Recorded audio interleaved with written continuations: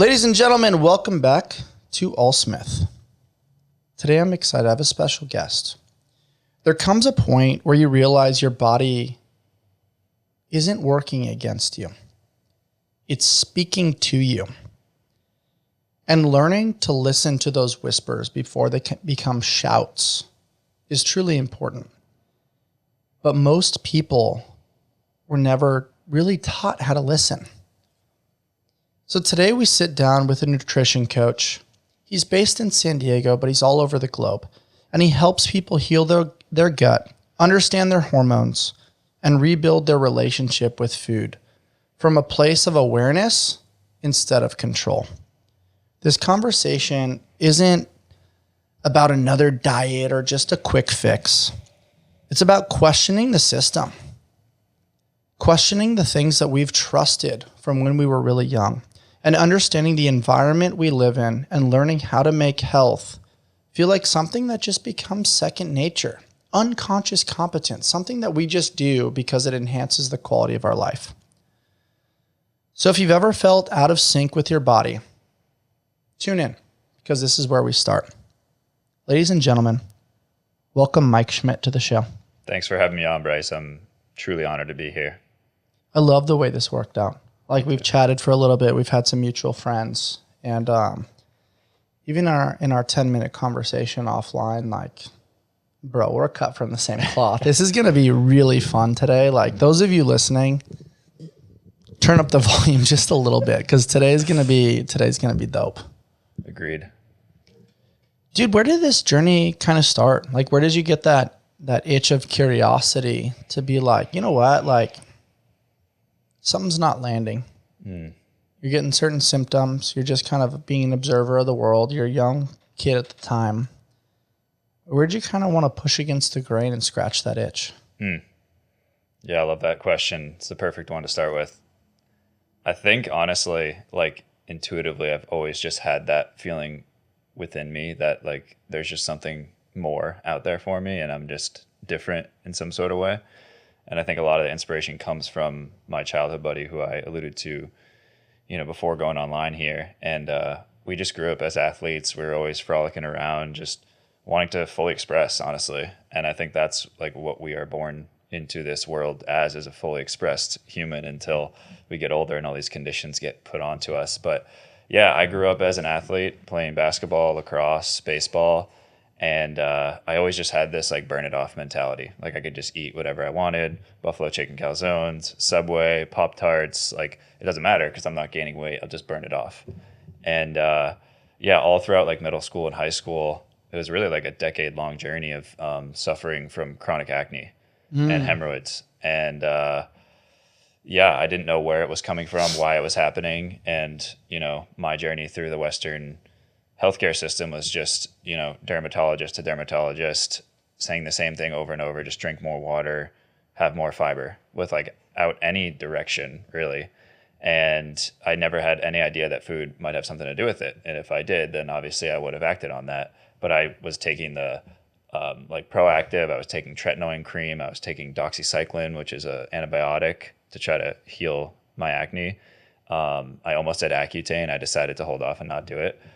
And essentially after suffering from that chronic acne and hemorrhoids for so long, and then coming to California, and within 5 weeks of joining a nutrition cert, I totally eradicated all of it. And it was just this like massive awakening as to like, how come nobody knows this? Like, I struggled for a decade and somehow no one ever told me that food might have something to do with it. We need to cut that clip right there. And that needs to be pinned to the top of your Instagram. Because I didn't know that. And when I finished playing Division I basketball, like I paused for a second and I had this like rash on the inner elbow fold. And like, I'd go to the gym and I'd be wearing like a tank top or whatever. People are like, you good? And I'm like, yeah, they thought that I was like shooting up heroin or something just because like I had this like red, inflamed, crazy inner elbow. And like, some of that was stress. Some of that was like, that was the elbow that I kept up to keep defenders away in basketball.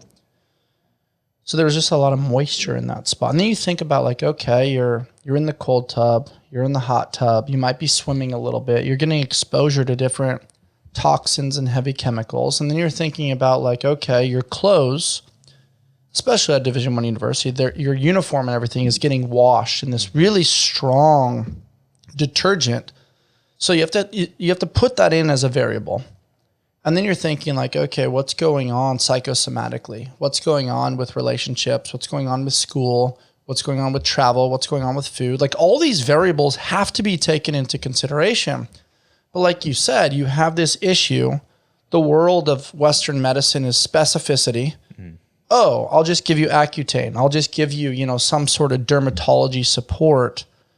And then as a byproduct, it's like, okay, that might fix that, but then it's going to have all these other side effects. And I think it's pretty cool that you paid attention. You recognize the body keeps the score. And this is way before AI. This is when you sort of did Google searches. You became like an expert on WebMD and pulled an all-nighter, which then fucked your next day. And it's like, how did you develop that intuition, right? Because most people are like, hey, trust the system. These people are experts. I'm going to surrender to their expertise. But man, oh man, those little whispers become shouts. You know your body better than anybody else, and they're diagnosing you as if you're like a lab rat inside their study. And there's something that creates this really distanced disconnect. Yeah, man, it's funny you said that, everyone goes crazy searching Google and ChatGPT and WebMD. It's like, you could convince yourself you have anything if you do that. Sure. But honestly, we've got every symptom. Yeah, exactly. But honestly, the biggest question, full transparency, I was asking myself, it's what's wrong with me? Why is this happening to me? What's wrong with my body? How come I can't get over this? How come I can't figure this out? And I think that's one of the biggest messages I want to teach people is it's not your fault. That is really important for me to get across is people have ADHD and depression and anxiety and gut issues and, hormone issues. And they're like, why am I so messed up? What's wrong with me? Why does my brain feel like it's going to explode? Just trying to live every day on planet Earth. And so I think that's really the biggest thing is realizing how disconnected we are from nature. And then the byproducts of that being the mental health disorders and the gut issues and the hormone issues. And a lot of times doctors are just it's in your head or, you're fine. Your labs look fine. And it's okay, well, I don't feel fine. And I think that's where listening to your body as ethereal and intangible as that sounds is the greatest skill you can really have on this planet is listening to yourself, listening to your intuition, knowing your truth and not letting a doctor or some expert that has a couple letters next to their name to say that they know your body better than you because that's not even possible. Credentialism is funny, man. Our world loves to say according to this research study, okay, funded by who? With what agenda? Okay, this expert with these letters after their name. Okay, cool. Who's paying their bills? So you have to take that into consideration. I'm not saying it's everything. I'm not over here sitting on a high horse of pessimism. But I also want to challenge and push back a little bit because you're right. In the beginning, it's not your fault because you don't know what you don't know. But I also think that it is your fault to not pursue the education and the knowledge to then take ownership and accountability. Because I think if you say, hey, it's not my fault, you start curious. And for some people, they go this way and they're like, hey, I'm going to educate, motivate, and inspire. And I'm going to fix myself because nobody else gets it. But then you have other people that are they develop the victim mentality. And they're like, wait, I'm trying to trust the system. I'm paying the right bills. I'm going to the experts. I'm doing the thing. And I'm not criticizing those people because I was one of those people for a very long time. But what I think is really important, especially given the freedom of speech in the podcast space, is what if you took full ownership and accountability for everything in your life? And you did say hey, this is my fault because I allowed myself to trust those people. Those people don't have interest into Bryce or Mike. They have interest into the common good. The common good might be bad for a select few. So once you then look yourself in the mirror when you're brushing your teeth and have an honest conversation when you look yourself in the eyes and be like, okay, I'm noticing these symptoms. I'm noticing this depreciation of energy, of sleep, of cognitive function, or of skin issues or acne or hemorrhoids. I'm going to take ownership of that and I'm going to make a change. That happens later in life because it takes time to accumulate that data. But what are your thoughts on that? Like taking full ownership and accountability, which is really fucking painful. But literally, dude, it unlocks this reservoir of the rest of your life can be the best of your life. I love that. Yeah. And I love that you added that context. I think the whole idea of like, it's not your fault is more understanding that we're so disconnected from nature, and then all these downstream effects, right, come from that. And so it's really just about getting your body back into alignment and like literally living in harmony with how our biology is designed. And this is a lot of stuff that people aren't taught. And so to answer your question about ownership, like, yeah, take ownership of educating yourself and learning. And, you know, my vision really is a world where, you know, humans take extreme ownership of their nutritional health, their emotional health, and their life's purpose so that the world can finally heal one bite and one nervous system at a time. Because I see all the stuff that's going on in the world and, you know, I joke about it all the time, but like, can you imagine if politicians or political leaders were required to do breath work and ice baths and meditate and eat well and sleep well, like how much different the world would be? And so we think that all these things are like out of our control, but really it starts with ourself. And this is what I always say is self-care is not selfish.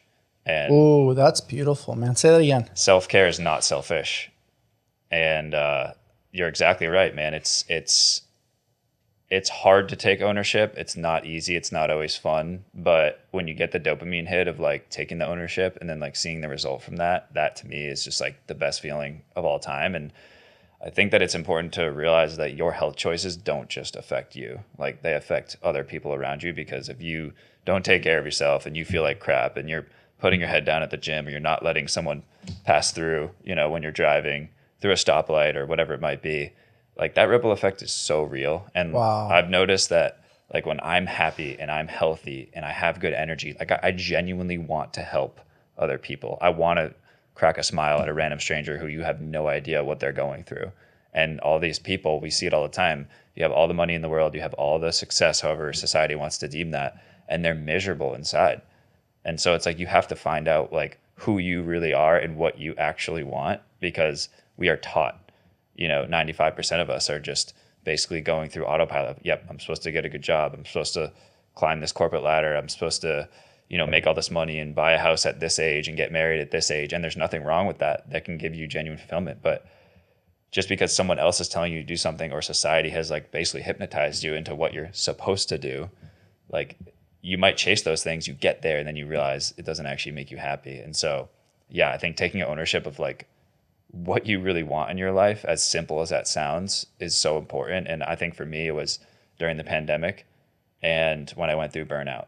Like those were the two periods in my life where I just had more empty space and stillness than I ever had in my entire life. And that's when I got the most downloads, the most feedback, and the most answers to be able to move forward. Even if those feelings weren't comfortable, it was the feedback that I needed to hear.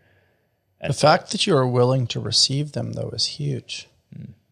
If I were to use like my personal experience, it was like, whoa, I'm feeling a little bit off. I'll just go for a run. I'll go hit some, you know, some push-ups. I'll go do a pull-up EMOM. I'll just hit a workout and it'll go away. Like movement is medicine. Like it was this great like distraction of like performance culture, or what Chris Williamson would categorize as toxic productivity. I was phenomenal at that. Like, oh, if I just do more, serve more people, send that text, send that email, like, you know, do the thing, go sign another sponsor, go do another podcast. And that worked until it didn't work anymore, dude. And eventually you get to the point where you just get punched in the face with, wow, I'm really good at working out. And when I say working out, I don't just mean like fitness. I mean like doing the external. I'm fucking terrible at working in. I don't know how to be with myself. And then I got a beautiful invite from a great friend of mine to go to an event with the Deepak Chopra Foundation. And I met Deepak, and he was like, asking a bunch of questions, and I was trying to answer them to the best of my ability. I'm sure at that time, felt like I had to be performative because it was Deepak Chopra. And he goes, Bryce, you're phenomenal at working out, but you don't know how to work in. And Mike, it like frustrated me. I wanted to be like, what are you talking about? Like, I wanted to like defend myself. Then I like sat with it for a bit, and like, it sounds cliche on a podcast, but like I felt that to my core. And like, I still have to remind myself to this day. It's like, I'm a brand new business owner. Like, I could very easily like fill my time with stuff. But like, hey, on the drive home, can I listen to Tamara Levitt in the Calm app? Can I let go of, hey, that was a tough conversation at the gym. I'm going home now to go be a husband. Hey, we had, whatever happened this morning. Can I close that page and come in and do a podcast? Can we allow each moment to be each moment and not allow it to bleed over into the next? And most importantly, which is why I push meditation on this podcast, why I push the concept of writing fills the gaps within our thinking, is because what I crave for people is exactly what Viktor Frankl talked about, which is between stimulus and response, there's a space. Within that space is our power to choose. And what I relate that to for the commoner, for those of you guys listening, is as humans, we have a lot of tabs open.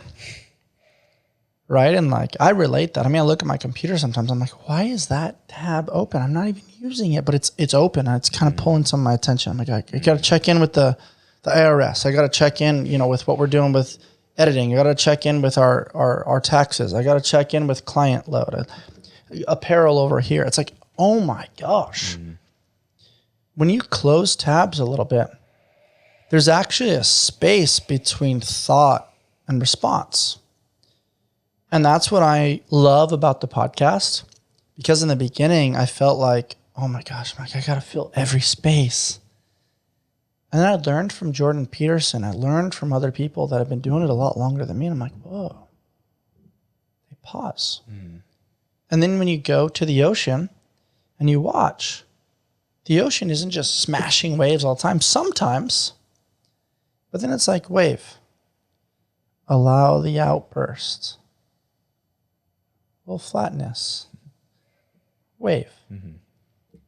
And when you observe nature to that level and you surrender to like, whoa, my way is a way. It's not the only way.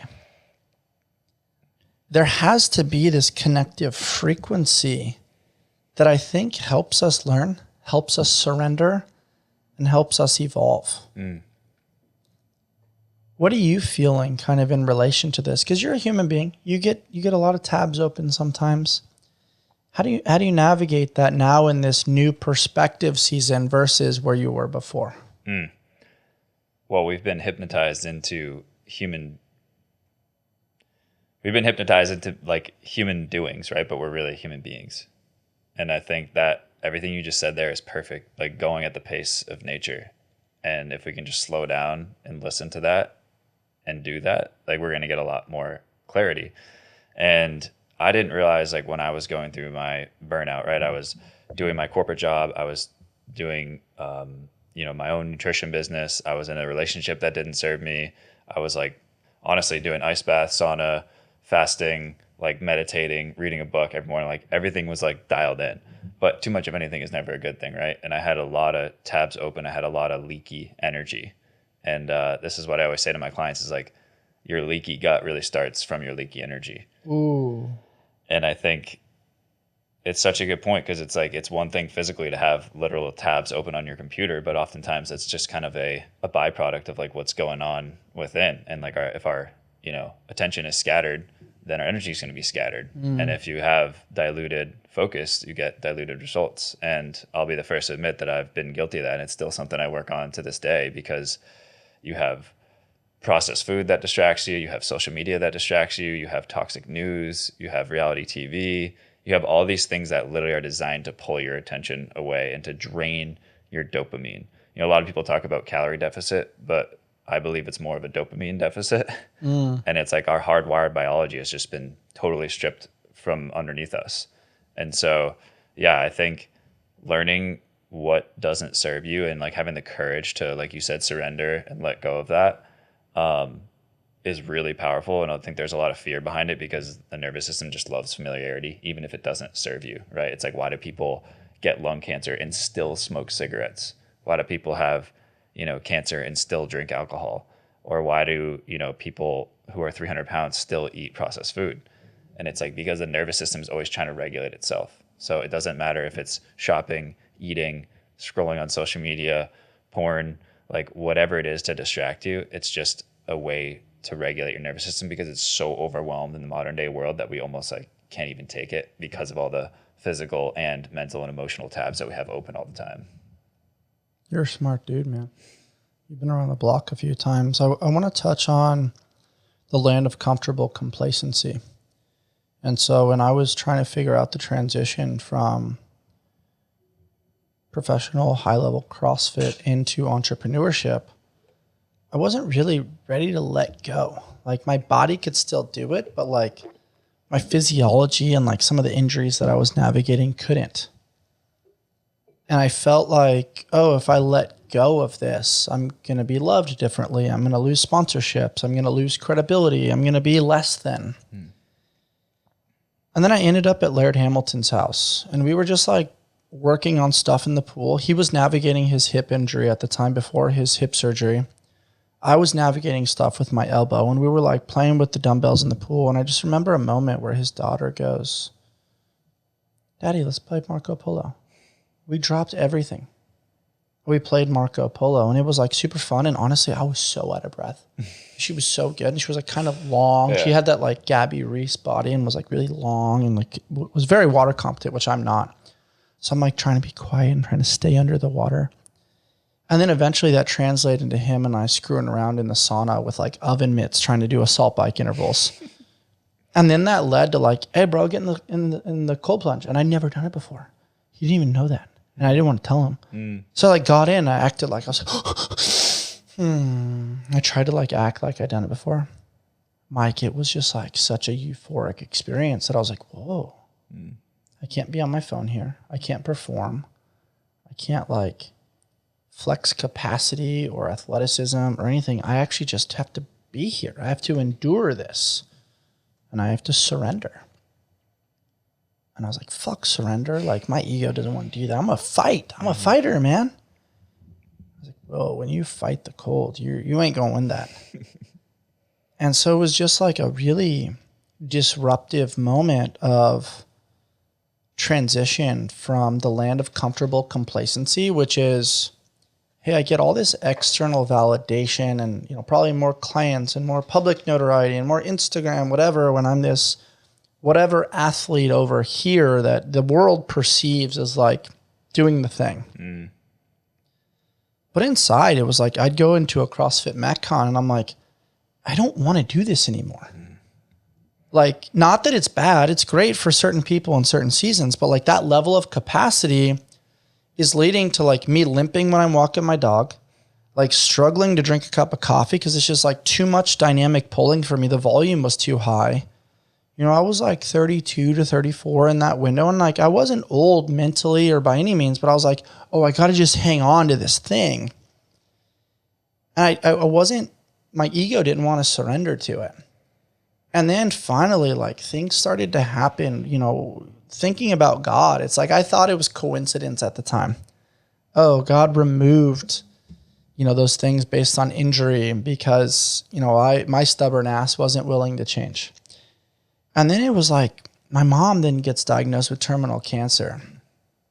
And she's like, Bryce, like, you have this verbiage, you have this speak, you have this poetic ideology that like, I think needs to like go somewhere. And like, you're trying to fit it at this place that doesn't really love you and doesn't really care about you, but they care about like what you do for them. And so I went through probably like 6 months, dude, of like, the world doesn't love me. They love what I do. They love what I do for them. Nobody asks how I am. I just ask how they are. So it was like this deep, dark depression, which I think a lot of men go through. This addiction to performative culture and this toxic productivity of I'm only loved for what I do, not for who I am. And that's that famous quote, I am ... for everything that comes after it writes the book for the rest of your life. And fortunately, similar to you, I was able to curate a tribe around me where people allowed me the permission, at least in that season, to like scale workouts, do things that aligned with my goals. And over the course of time, right before my mom passed, she's like, Bryce, you have this song inside. You got to go sing it. You're not going to sing it if you're in that environment. Like, you got to go take the leap. And it's scary. You don't know how to do it. You don't know how you're going to pay for it. You don't know who's going to be on your side. You don't know who's going to come with you. You might be all alone. But you have to have the courage to start the fuck over. And my mom never cussed. I was like, whoa. Something about this feels like it's a disruptive transition similar to the cold plunge. So I just did it.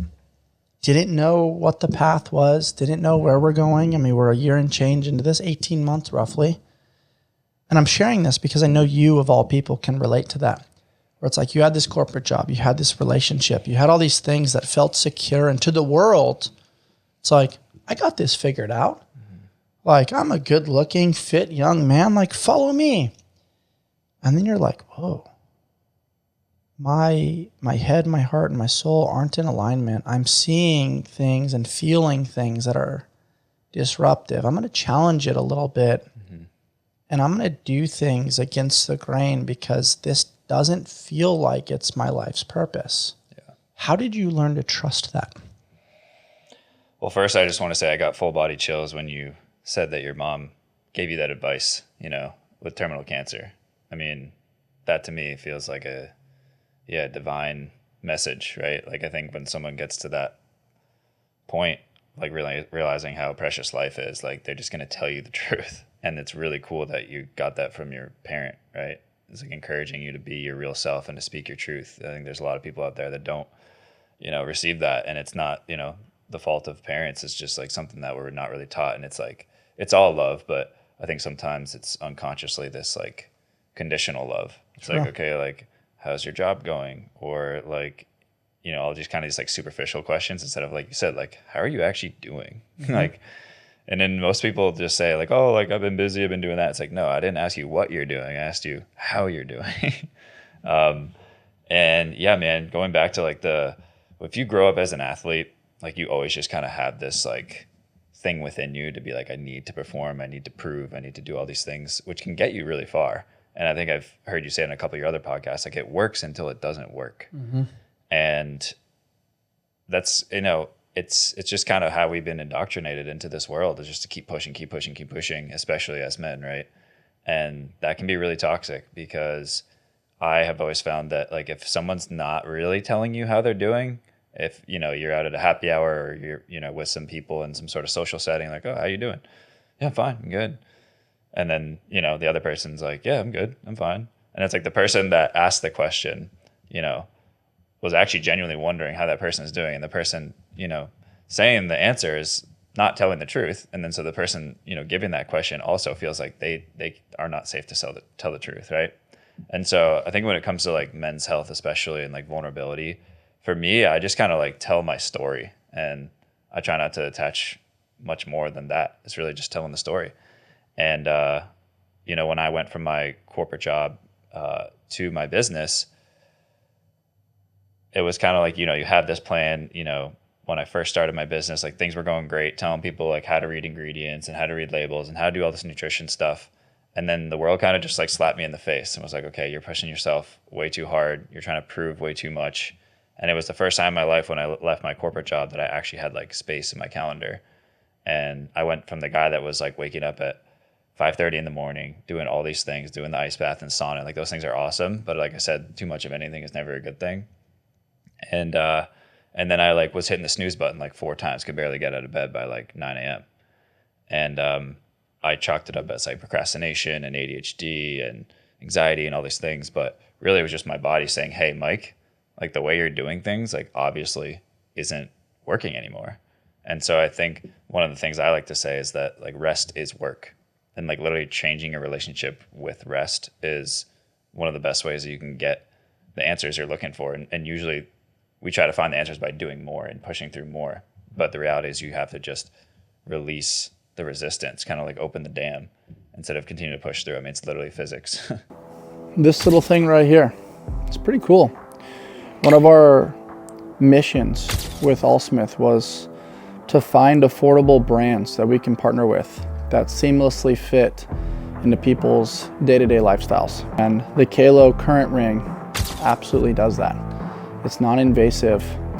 You can use it when you're doing any activity in life, and it keeps track of your data and helps with your steps, with enhancing your habits, with understanding your HRV, and most importantly for me and so many people in the world, keeping you accountable with sleep. So check out the Current. That's pronounced Current, but spelled QRNT. And it's from our good friends and our new partner, Kalo. It's so funny you say that. When my mom passed, I hired a coach and a healer, Justin Davis. Huge shout out to Justin. He saved my life. Amazing human. I still work with him to this day. And what we're doing right now in this particular season is trying to get really good at rest. I'm fucking terrible at it. Like, even when I try to rest, I'm like, oh, I'll go, like, organize the garage. I'll vacuum the garage. I'll pick up the dog shit. I'll clean the sauna. In between sets, I'll listen to some things on a podcast. I'll hit a couple, sets with the crossover symmetry. It's recovery. I'll do, some couch stretch. I'll do some different, whoa, bro. You were supposed to just, like, stop and be. And it's interesting you say that, but what I'm curious about, Mike, is, like,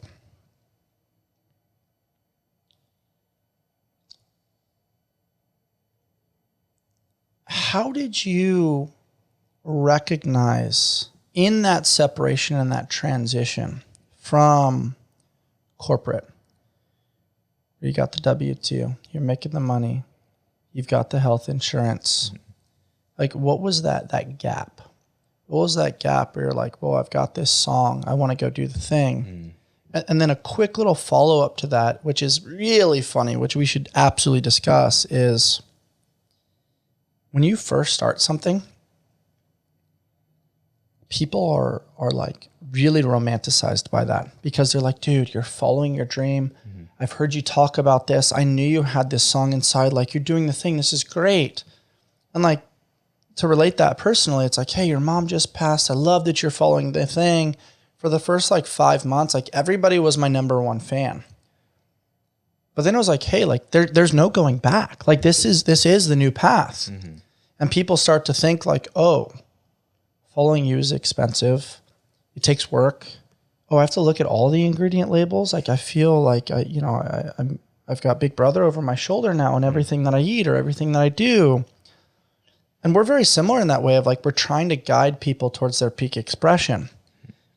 But for some people, they want to hide. They want to closet eat, or they want to, like, skip certain things and justify them accordingly based on work, based on job, based on whatever things allow them to keep making the poor choices.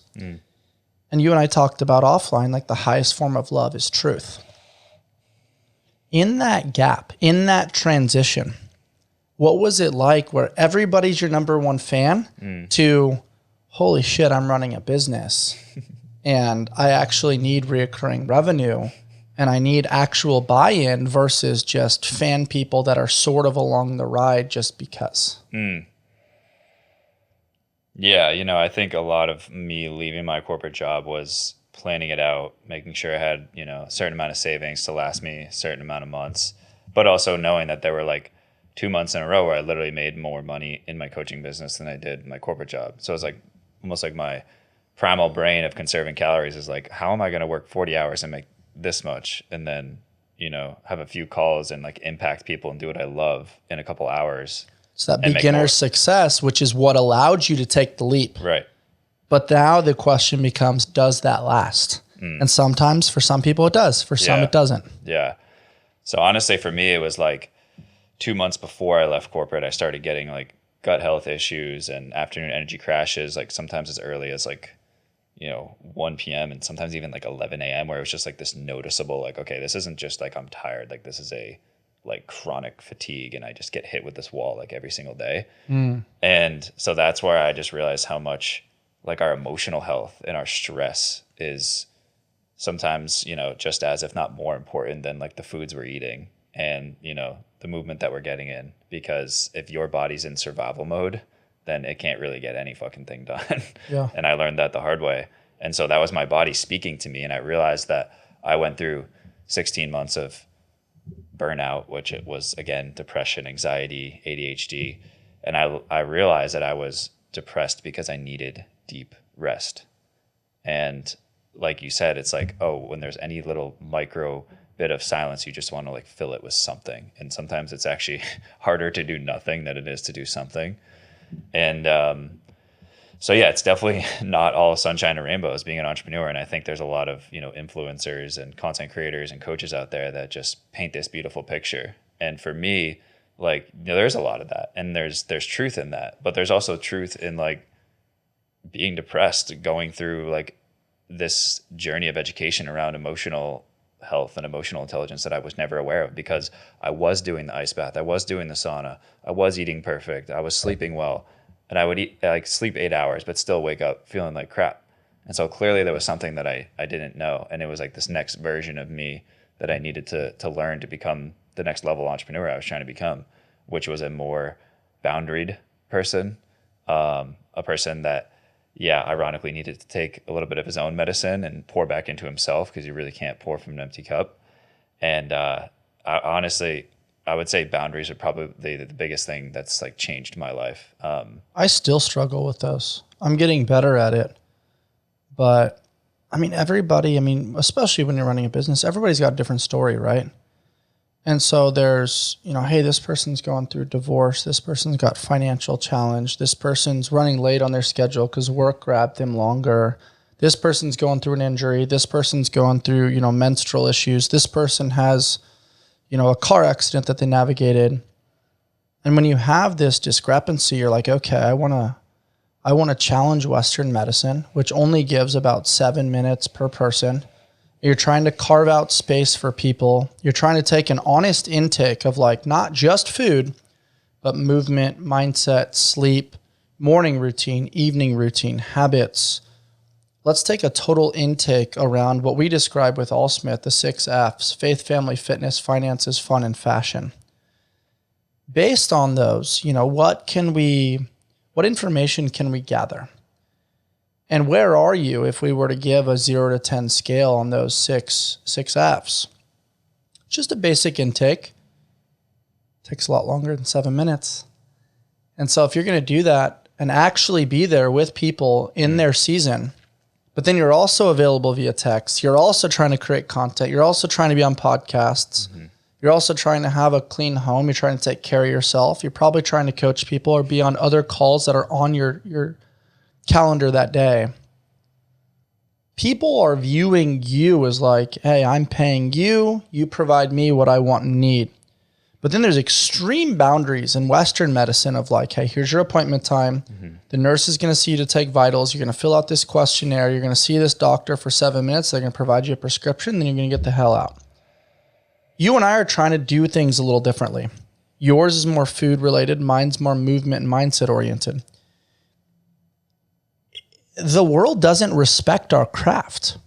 They think, why don't you give more? I'm paying you this money out of pocket. Give me, give me, give me. But then because the other one is an insurance model and there's a penalty, right? If you don't pay this, if you're ever in a car accident or something happens, like, you're going to be SOL. So it creates this level of respect, right? Where, hey, you switched your craft. You sort of have these credentials that the world views as reputable. But you know what the number one credential is? Care. Time. Energy. I want to listen to you. I want to be with you in your experience. Why is that devalued in comparison to credentialism and Western medicine that has an insurance model? And that's not to say all doctors are bad. It's just to make an observation and generalization as to how the system works. People don't care how much you know until they know how much you care. And I'll give you a tangible, real answer. The Flexner report. which was something that was released in the early 1900s. John D. Rockefeller, who was basically the kingpin of petroleum and oil. And he found out and realized in his labs that they could make very cheap pharmaceutical drugs. And so he basically and he was actually all about like homeopathy and like using plants and herbs to heal people. And then he realized how much cheaper it would be to use pharmaceutical drugs. So he basically had his lawyer release a statement, like a public statement, to basically say like, hey, from here on out, natural movement, nature, food, like those are to be deemed as like pseudoscience and not valid. And what should be taught is, pharmaceutical drugs and like surgeries and all these, invasive protocols that ultimately don't really heal people. And he literally like went into all these colleges and started basically creating his own curriculum for people to learn about like disease management instead of actually how to heal the body. And so that changed everything. And now, obviously, as you've seen it and probably have gotten pushback, whether in real life or in a comment or just in general, like from your social media page, it's like people just love to kind of bow down to the MD, to the PhD, and those are awesome and they know a lot. But if you're not getting results from that system or those people, then you have to listen to your body. And it's just a shame because basically the government has created ways to like patent certain foods and certain like technologies that just essentially are selling fear to the public. Well said. And it's really sad because I think what you asked before is like, what was that sort of nudge? And honestly, man, like when I'm not alone. And the reason that the 85 clients I've work with me is because they're not getting answers from Western medicine. And I'm not here to demonize it. And I think in a lot of ways, like, emergency surgery or whatever it might be, like it is helpful, but people aren't getting the answers that they're looking for is because the doctor's trying to tell them how they feel and what's going on with them and their body. But really, like, you are your own sovereign being and nobody knows your body better than you. And it's just unfortunate that people are literally taught not to trust someone that has gone through a healing journey, has literally, like, to me, that's the real person in the lab, is the one that's experienced the emotions, the depression, the chronic acne, all the gut health issues, whatever that practitioner is practicing and preaching. Like when I hire someone, if I hire a mentor and a coach, I want to like, why am I even this call with you right now? Like, why do you even have a business? Or even like, I use this kind of as a funny joke, but it's like, I go to like a healthy juice bar here in San Diego and I just can tell like how intentional the ingredients are and everything's organic. I'm like, something must have happened to this person, because most people don't really get into health and nutrition unless like something crazy happens. And usually that's, a personal story of they got cancer or they had this crazy disease or they suffered from acne like myself, or they went through depression and, we're just told to take antidepressants or anti-anxieties. And, man, like when I healed my acne and then I started to raise my awareness, which was also actually through some of Deepak's meditations, like, it just became this big tap on the shoulder that I could no longer just like hold in the information that I knew because I felt guilty for not sharing it. And my roommate at the time actually was going through, as a 26-year-old, was going through outpatient non-Hodgkin's lymphoma and doing like chemotherapy. And I was like witnessing it. He was my roommate. And, I've had family that have had like, one in particular has had cancer 3 separate times. Another has had like, 3 different autoimmune diseases. And so all these things that are just like chalked up as normal, I was like, no, like I'm not willing to accept this. And so, it's, this is what I said before. We said it before going online here. It's like the truth sets you free. And sometimes it's really, really, really hard to hear, or you're so used to like trusting a doctor, you're trusting whatever you're taught to trust until you really start learning how to trust yourself. And it just stinks because like food is literally medicine. I mean, if you watch a documentary, go watch C-Word on YouTube. It's literally free. If you watch anything about like any pharmaceutical kind of documentary, like you'll really understand what's going on. And it's not to demonize it. It's sick care. It's not health care. It really is. And it's for profit. Yeah. Where I wanted to go next, man, is my wife's a pediatric nurse. And something that we do sometimes is like, just like we have this question, sometimes it's on the other side of like an argument or like we haven't seen each other all day. It's like, hey, you want to be my friend again? And like the thing that's cool about that is it's an invitation of like, hey, like I want to tell you about my day. You want to be my friend? Like, come here. Like, and not necessarily like physically come here, but like energetically come here. Like, get off your phone. Like, stop looking at whatever.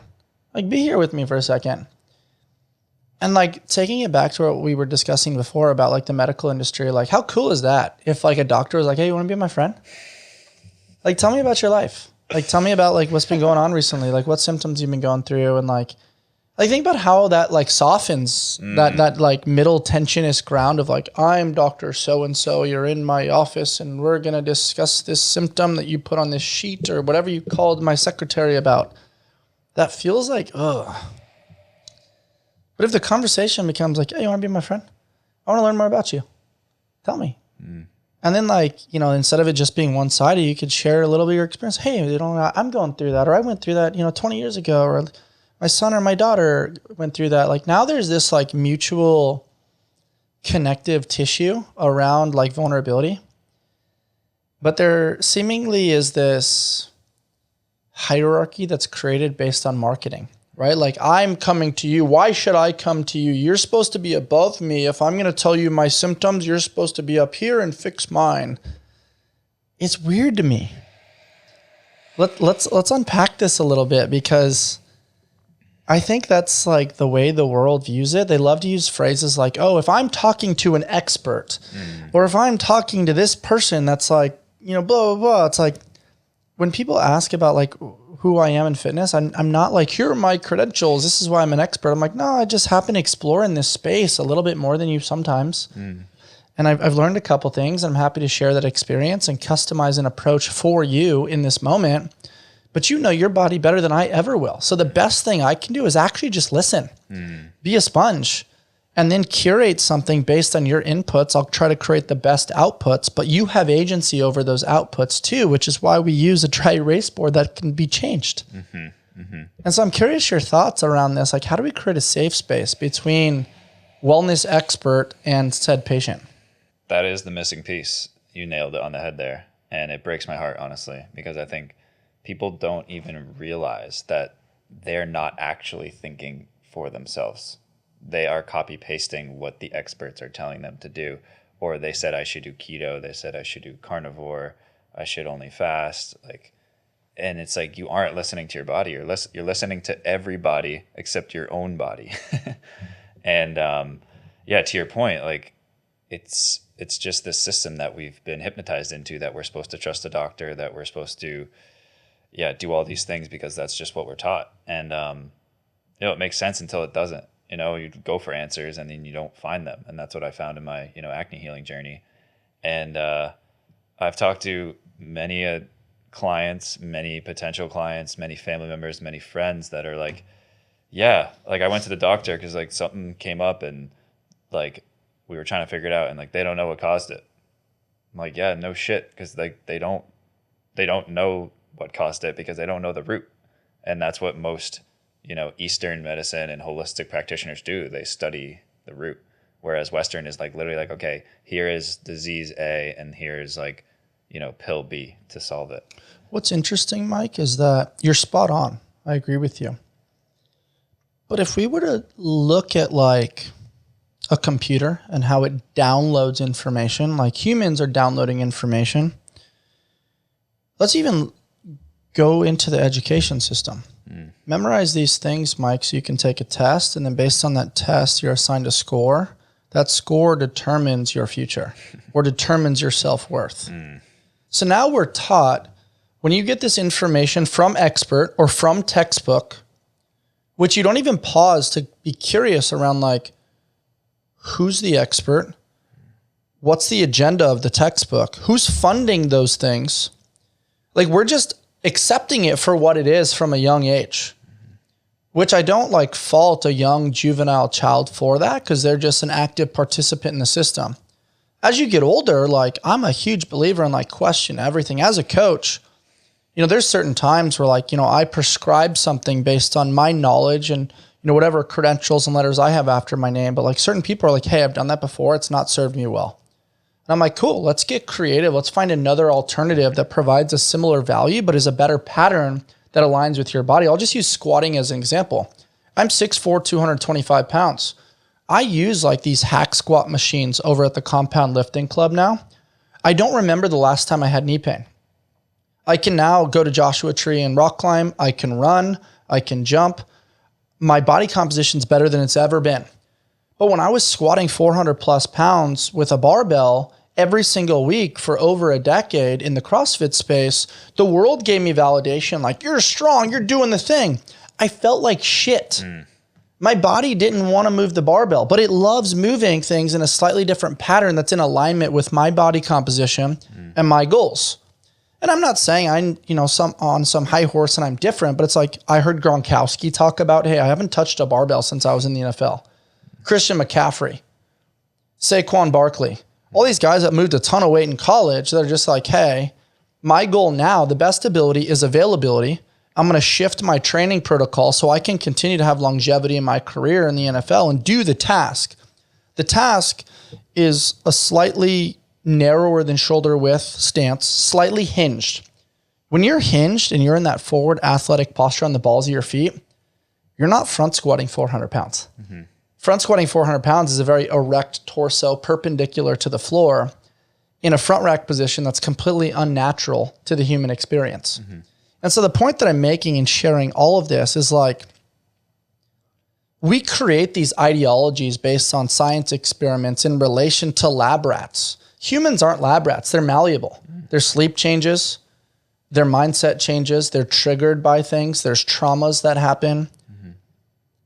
As quote unquote experts, what our number one skill should be is to listen, seek to understand, and then have adaptability to meet people where they're at. And when you're able to meet people where they're at, that program can have a version of periodization, whether that's nutrition, mindset, or physicality, to help guide them towards their goals. But if we create this one size fits all, according to the science, according to the research, which is all outdated and made for lab rats, it's just, it doesn't fit. It's like fitting a square peg in a round hole, man. I also think it's just resonance. Like resonance is the loudest evidence.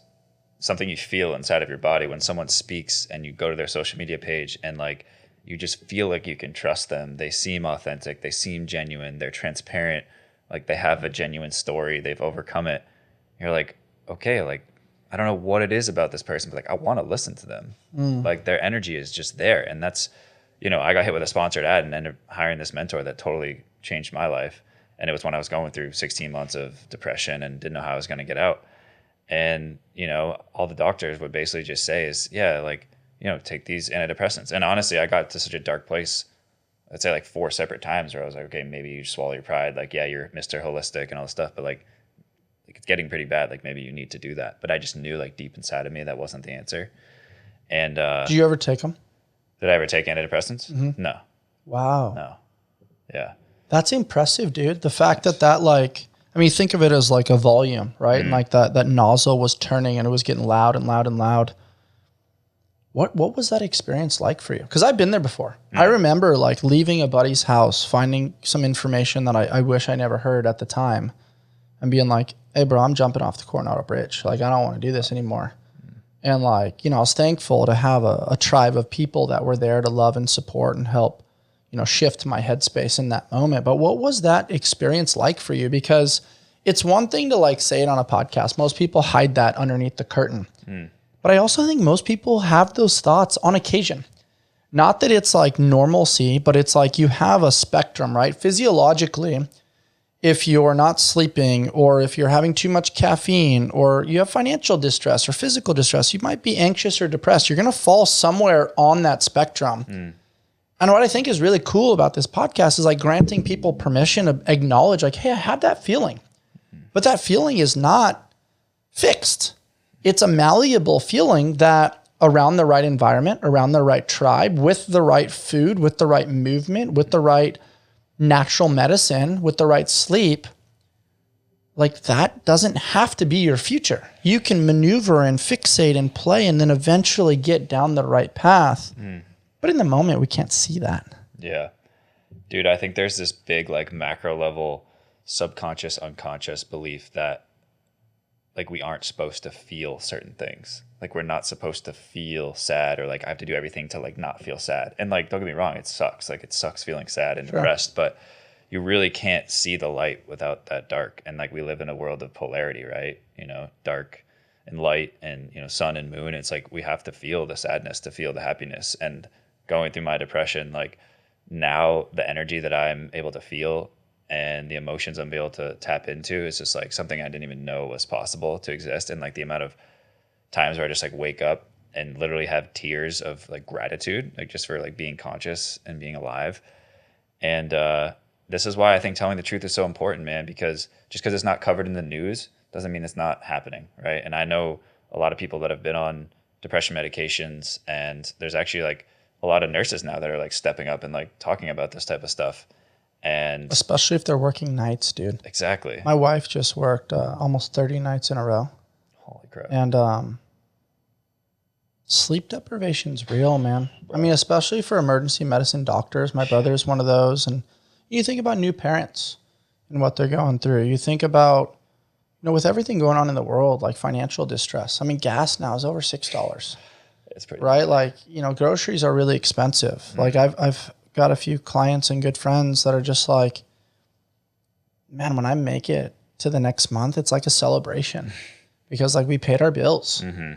And, you know, they're not soft asses that are just like, you know, not trying to like figure it out and like depreciate their expenses. Like they're genuinely trying to do good by their family and by themselves. And I was like, dude, that's real. To give people a better understanding, like when you mention the depression, like what does that picture look like? You wake up in the morning and like, you know, what's going on, and how did you kind of focus on one step in front of the other to get to the now? It's funny you said that, because those are actually the exact words I've said on another podcast, is that's all I really did was put one foot in front of the other and just kind of having that blind faith and blind trust. But dude, it's, you know, I got myself to a very dark place. I know you alluded to your journey a little bit as well. I don't think there was ever like a plan, but it was just like day after day after day of like, dude, what the fuck am I supposed to do? Like I am in so much pain and I don't know a way out. And there were many days where I was literally just laying down on my floor in my bedroom, staring at the ceiling, just being like, dude, like what am I going to do? And there was actually one morning where I remember specifically, because I was really struggling with like creating my own structure as an entrepreneur. You know, I used to be in this corporate job. Okay, you're at this meeting at 8 a.m. You're at this meeting at 12, this one at 2, 3, 4. And you get all this extra time in your calendar, and like, woof, like all the emotions just like that you've basically suppressed your entire life just come flooding in. And so I say like I was, you know, running on cortisol and adrenaline and burnout for like 6 years in my corporate job. But really I realized it was 29 years of my life. And that's when I started getting the gut health issues and the afternoon crashes. And that was the biggest thing. You used that word allow earlier. Like I didn't realize I wasn't allowing the depression. I wasn't allowing the sadness. So I was doom scrolling on my phone. You know, I was admittedly stress eating. I was like going to the gym, and that's fine. Like those can help. But if you're not sitting with what's like trying to teach you something, you're literally never going to learn, and nothing ever goes away until it teaches us what we need to know. And that's really what happened in my journey. And I didn't realize that I wasn't building boundaries, that I was people pleasing, that I was putting others first. And that's what was making me sick, because again, I said it before, was doing the ice baths, was reading every morning, was sleeping 8 hours, was eating healthy, was still moving my body, still felt like shit. What's interesting about this, Mike, is that it aligns with, hey, I memorized what to do. I memorized, hey, I should sleep, I should go to the gym, I should get some information from my phone, I should interact with, you know, external community. Okay, now I should get some time to stare at the ceiling. Okay, now I'm going to go to the gym. Now I'm going to eat well. Now I'm going to try to do some, you know, admin stuff for my business and create a little bit of structure. All that stuff is like surface level external unless you know why you're doing it. Unless you know like, hey, this has a deep, meaningful purpose. Especially men are here to provide and protect. And that looks different. That doesn't have to look like a one-size-fits-all model. But what's interesting is that like you could be doing all the right things, but not feeling better. And so like that goes back to the memorization associated with the education system. Hey, I'm a cog in the wheel. I'm trained for the Industrial Revolution. If I just do these things, I'm going to become the man. What the hell, Bryce? Like, I'm eating the way you told me to eat. I'm showing up to the gym, You're like kind of checking the box throughout your day, which kind of works in corporate America because it's like, that's the way they train you to kind of be. When you become an entrepreneur, it's like, you could do all the right things, but if my energy is off, you're not going to want to sign up with me. You're going to be like, okay, this guy sort of says the right things, but I didn't feel it. And then you could go to this like meeting or be on a podcast and people are like, yeah, that was a bunch of cliche bullshit. And so there is something to be said around like human Wi-Fi, right? Like we've got Wi-Fi that we trust in the world. It hits our phones, hits our computers, hits our laptops. But there's also like a humanistic, like I've got a vibration that sends to you. You've got a vibration that sends to me. Like, how do we dance? And based on that dance, it's like, oh, now there's trust. Now we can take the conversation further. I'm realizing you actually give a shit about me. And then it's like, whoa, this is really fun now. Like, this is playful. Like, let's take this further. Okay, let's go do this experience. Okay, let's have this conversation. Oh, we've built trust because we have these mutual friends.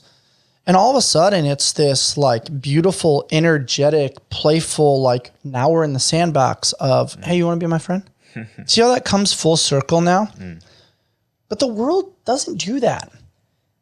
Especially on the West Coast and the East Coast, like the polar spots. You know, sometimes when I've been in the Midwest or in nature, like you said, there's a little bit more of like, hey, let's go on this adventure and like, you know, let's have each other's back. But on the polarized coasts, it's like, what can you do for me? How can you help my career? Who can you introduce me to? And you're like, oh, that just feels bad. Ugh. And so for you, man, like when you were navigating that experience, what was that moment where you're just like, F this, I'm going to put my foot down and I'm going to take control of my future? Like, was there a shift? Was it specifically food? What was the first thing that you're just like, I'm doing it? Well, there was one morning I remember waking up and I just was so confused. I kept procrastinating. I just couldn't figure my shit out. And I like went outside, got some time in the sun, went in the hot tub that we had. And dude, I swear to God, like my head was just like spinning. I was just like, I can't think straight. Like I have all these thoughts going through my mind. Like, I don't know what to do. Like, I need help. Like, I desperately need help right now. And I don't know what, you know, that next step is going to be, but I gotta get vulnerable with myself and just be honest with myself. Like, I need help. And from that moment was the first time really, I guess on my own accord, that I started going to therapy. And that was awesome. That, you know, got my journey started. Real quickly, I know for myself, like I didn't know how to do therapy in the beginning. And so like, you know, I started with BetterHelp. Yeah, me too. I found somebody on there. I started talking to them weekly. And then that person's schedule changed. So I ended up working with somebody else. It was really helpful. And then that level of surrender was cool because I realized like, whoa, I don't have all the answers. I also got tired of talking to friends and family because I feel like it got like weaponized against me. I also felt disrespectful because I was taking their time and I feel like I was dumping my shit on them. So for men and anybody really that's listening to this and they're trying to take that first step to take therapy, what does that look like for them so that they can soften that entry point? Yeah, I think it's just having the extreme ownership and radical honesty with yourself. Like that's really like, that's like a decision. That's a full body, like physiological, like, okay, like I need help. Like that is like the first step, as cliche as that sounds, like it's really true. I also think BetterHelp does a good job of like, it seems like it's kind of hidden. It's almost like closet therapy. Like you don't have to go somewhere. You don't have to announce it to anybody. You fill out a questionnaire, you pay a fee. They give you categories and like people that you can kind of look into and, you know, see if there's a right fit. And it's a little bit of a leap of faith. And then once you jump in, it's like there's a big intake, right? So like the other thing that I think is really helpful is it forces you to articulate, hey, what's going on? That's like, okay, you have like a 7-minute elevator pitch. What's going on? Why am I feeling this certain way? All these things. And like in your brain, there's so much head spinning, like you said, tabs open, that you probably haven't really thought about how to articulate it. So it's just like, something's wrong with me. I messed up, or this thing happened, or this breakup, or this financial distress, or this loss, or this transition, whatever the exact label is. It's a lot of like blaming. Mm-hmm.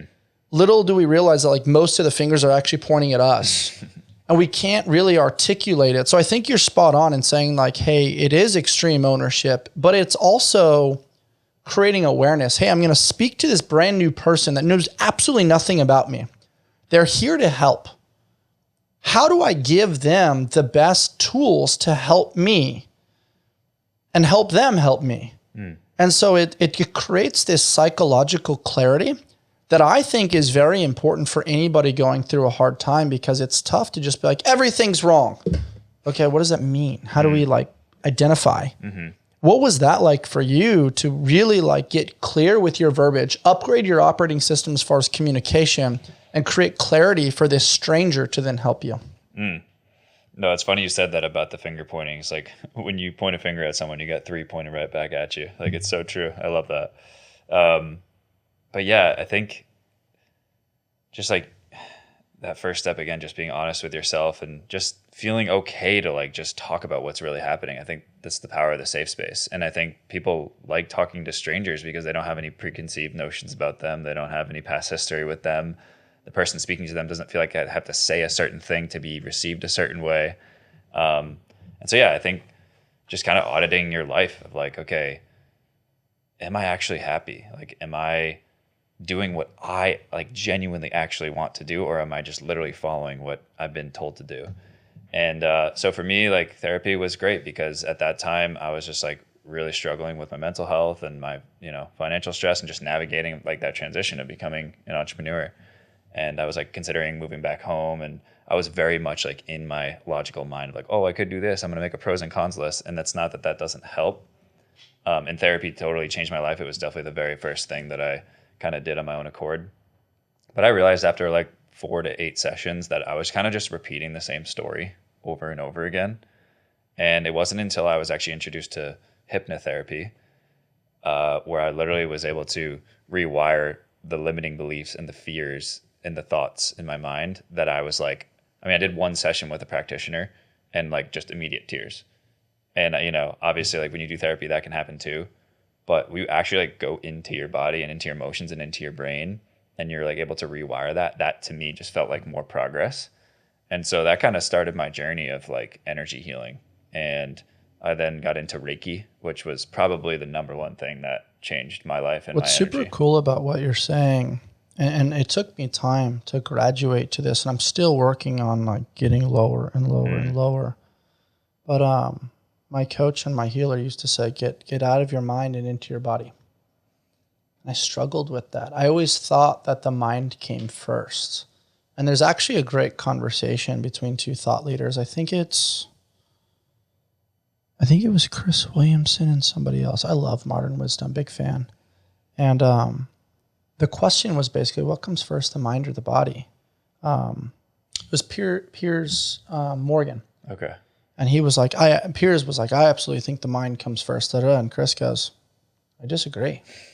Like, once you take action, you start to feel, you start to get clarity, and then that helps formulate your thoughts. And where you gain proof of concept with that is like, hey, I'm not motivated to go work out. And then once you get to the gym, you're like, all right, set 1, I'm going to do this. It's a low-hanging fruit. Okay, set 2, I'll do that. And then before you know it, you're like, this kind of feels good. The energy in the gym's good. Now you're able to do more than what you preconceived thought you could do. And so like that's the epitome of physics. Objects in motion stay in motion. Mm-hmm. And so I think it's a very interesting thought process of like taking action to speak to somebody and then realizing like, whoa, the number one thing holding most of us back is the story that we tell ourselves. Learning to rewire that. And then the next evolution of that is, whoa, I'm so stuck in my mind that I can't get into my body. But the effects that I'm feeling are, I breathe 20,000 times in a day, but I don't take a full breath. I don't elongate my exhale. I have access to box breathing 24/7. I don't use it. I get into a sauna and a cold plunge to check the box and say I'm doing something great. I sort of get into nature-ish, but I'm still ruminating on this thought over here. So it comes back to what the Buddhists talk about, right? Like, which is we're so anxious about the future that we're never in the present. And we're so depressed about the past that we're never in the present. Let's be in the now. Mm. And once we're able to be in the now, you gain control of what was is an observation. What's to come is an observation. Mm. Now you become the observer rather than the person has to hold all the pressure of I'm not where I was and I'm not where I could be. I simply am. That's amazing, dude. Yeah, that's really the ultimate goal, is to actually be present in whatever you're doing. And there's like this famous quote of like, wherever you go, there you will be. Mm. You could be in Hawaii, you could be in the Maldives, you could be in the most beautiful place in the world. But if your mind is preoccupied with the future or the past, you're not actually there. You're not in the present moment. You're thinking about something else. And yeah, that to me is just like ultimate misalignment. But I think there are a lot of things in the modern day world that disrupt our biology and take us out of our body, right? Kind of by design, whether that's the social media or the processed food or the alcohol. And yeah, we become literally so disconnected from our heart and our gut and our soul. And I think there was actually a recent podcast between Alex Hormozy and Tony Robbins. And I think Tony was like, he asked a simple question of like, how do you like feel in your body right now? And Hormozy was just like, what? And it's just interesting to see now a lot of like, you know, high achievers like actually start to get into their emotions and into their body and like what that can do for, you know, their life and their happiness and their productivity, because there's just that constant push that, you know, the law of diminishing returns is like increasing at a decreasing rate. And so, yeah, I think it's really interesting. I think especially now that I went through that burnout journey, I realized how much like the emotional intelligence and the energy healing was such a missing piece. That it's like you can do all the right things and you can like be the healthiest person ever. But if you don't have boundaries and if you're people pleasing and you don't know how to actually like take care of your energy, like literally energy hygiene, and kind of clearing your connection to higher power and to God. And like literally every time I do Reiki, I just like, I feel like my antenna literally opens up, like good things just happen. I mean, literally just even being on this podcast, right? That was a pretty spontaneous thing. I think our energy is obviously aligned, and you clear your energy. And that's what I did when I first got out of my burnout. That was one of the biggest catalysts, is like for the longest time in my life, I just had this repeating story of like worst case scenario about everything, like literally everything. And I was like, all right, if I'm learning that worst case scenario is really just a fear of death, like why don't I just experience death? So I essentially told myself to die on the Reiki table, aka like an ego death. And it was like the most beautiful thing I've ever experienced in my life. And from that moment on, like my energy just like quadrupled, right? And I felt 20,000 times better, because I had Epstein-Barr virus, which is, you know, pretty typical when you go through a period of chronic stress, or people who have like Lyme disease or like mold exposure. Like a lot of people have Epstein-Barr, and that's what happened to me. I was in chronic stress, so that this thing like kind of resurfaced. So even though like I still had this virus in me, like I felt, you know, 20,000 times better because my energy was cleared. And that's like something I'm really passionate about now, is like believing in the stuff that you can't see, and how that's just like chalked up as like voodoo or hipster or woo woo. And it's like not real science. But when you experience it, you're like, wow, like I wish I knew this a lot sooner. Love the way you said that. There's a lot to unpack there. I want to go back to the Hormozy Tony Robbins thing, because I'm a big fan of Alex and Layla Hormozy. I think like the way they articulate things is pretty cool. It sounds to me, based on his articulation, he's actually really good at drawing boundaries with his schedule and with his time blocking. The way he articulates things is really digestible. I think he's put on a master class in sales, but more importantly, like people buy because they're receiving something from the way he articulates and the way he empowers them to kind of take the leap. I also think there's a relatable story of him sleeping on a gym floor and starting with gyms and then transitioning to school and some of the other things that he's done with people. That was an interesting bit, because from my observation, I almost felt an ego tension between the two of them. I almost felt like it's the young dog Hormozy coming up and the old dog being like, oh, you're challenging me within this space. And I almost felt like, I think a lot of people were like, oh, you know, Tony Robbins, you know, one-upped Alex Hormozy. But I actually viewed it the opposite way. I felt like Hormozi allowed himself to be coachable. Mm-hmm. And I thought that was really cool. Mm-hmm.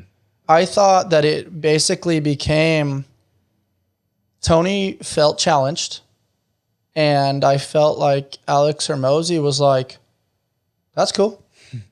Let's play. Mm-hmm. If you want to be on the social hierarchy higher up, cool. I'll sit on the floor. Mm-hmm. And I felt like that was totally fine.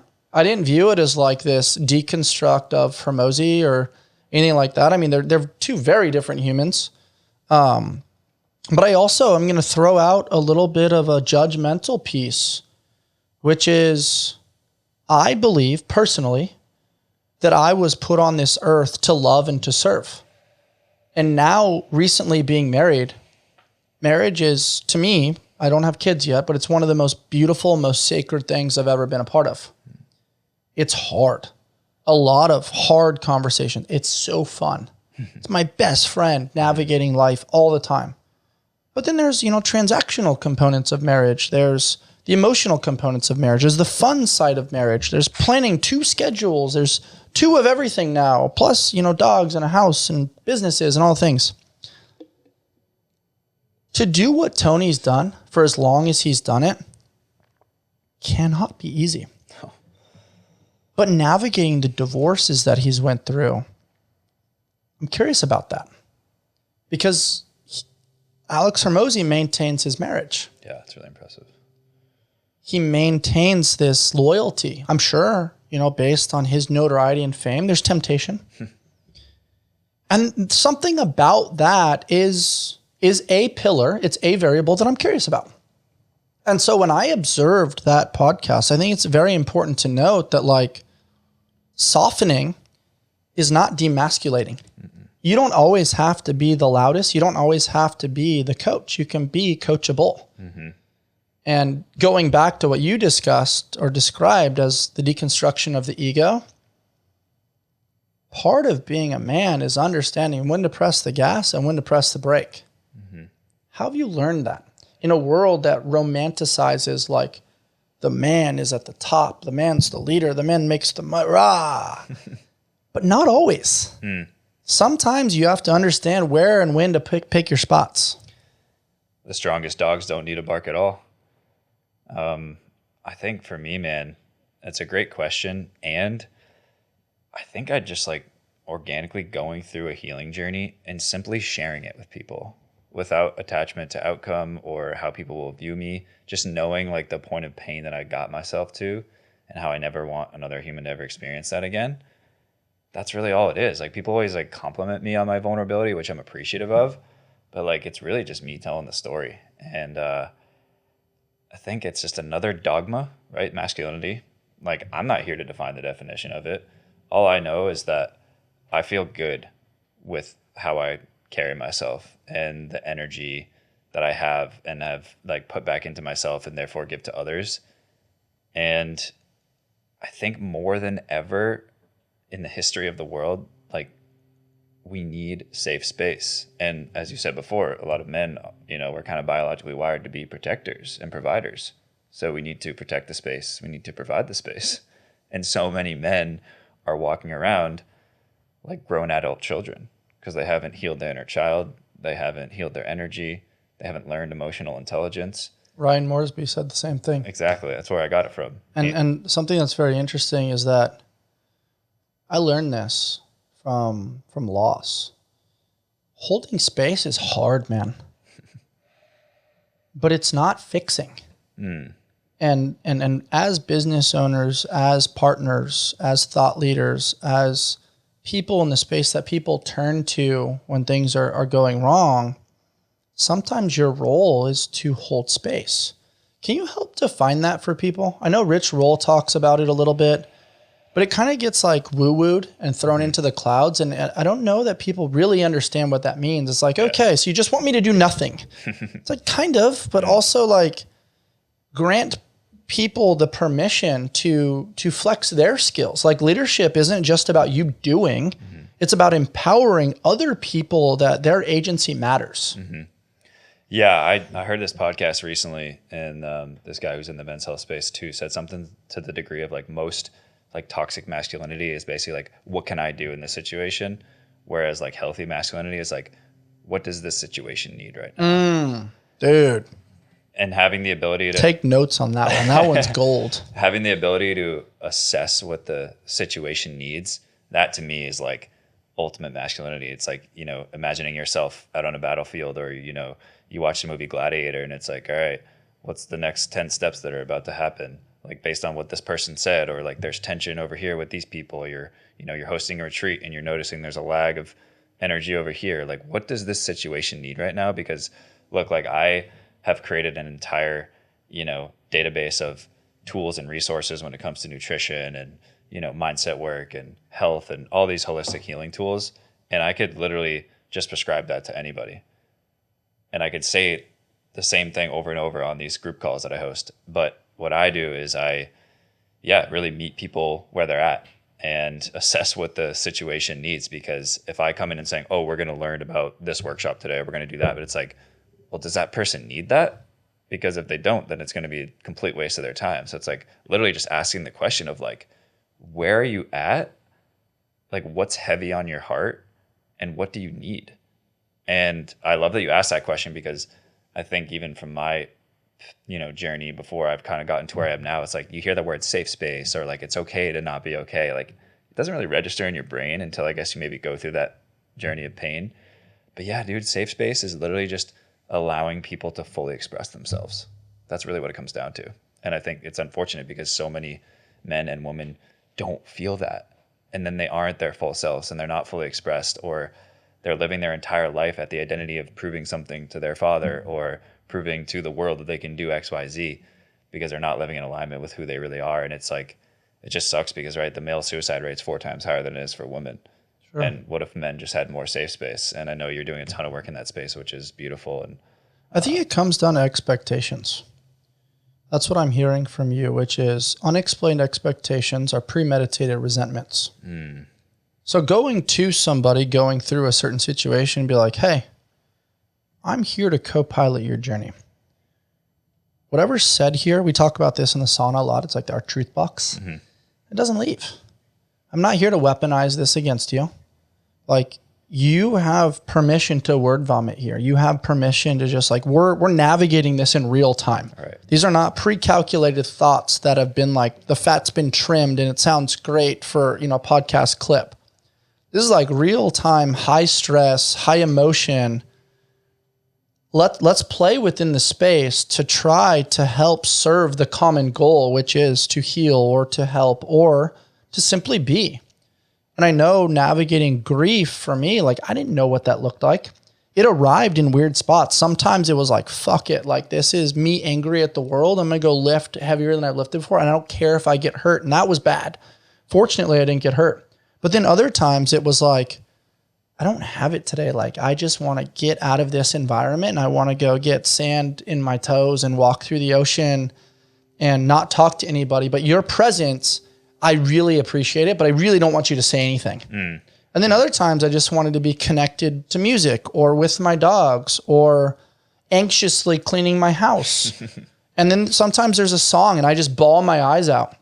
And when I'm bawling my eyes out, one of the best things I've ever experienced is somebody just asking like, hey, what's coming up for you? What story do you want to share? And I got to share about my dad or my mom or what basketball was or, you know, what a past life felt like and how it led to the now. And just somebody there to listen and kind of just be curious more than judgmental. All of those things are like really hard.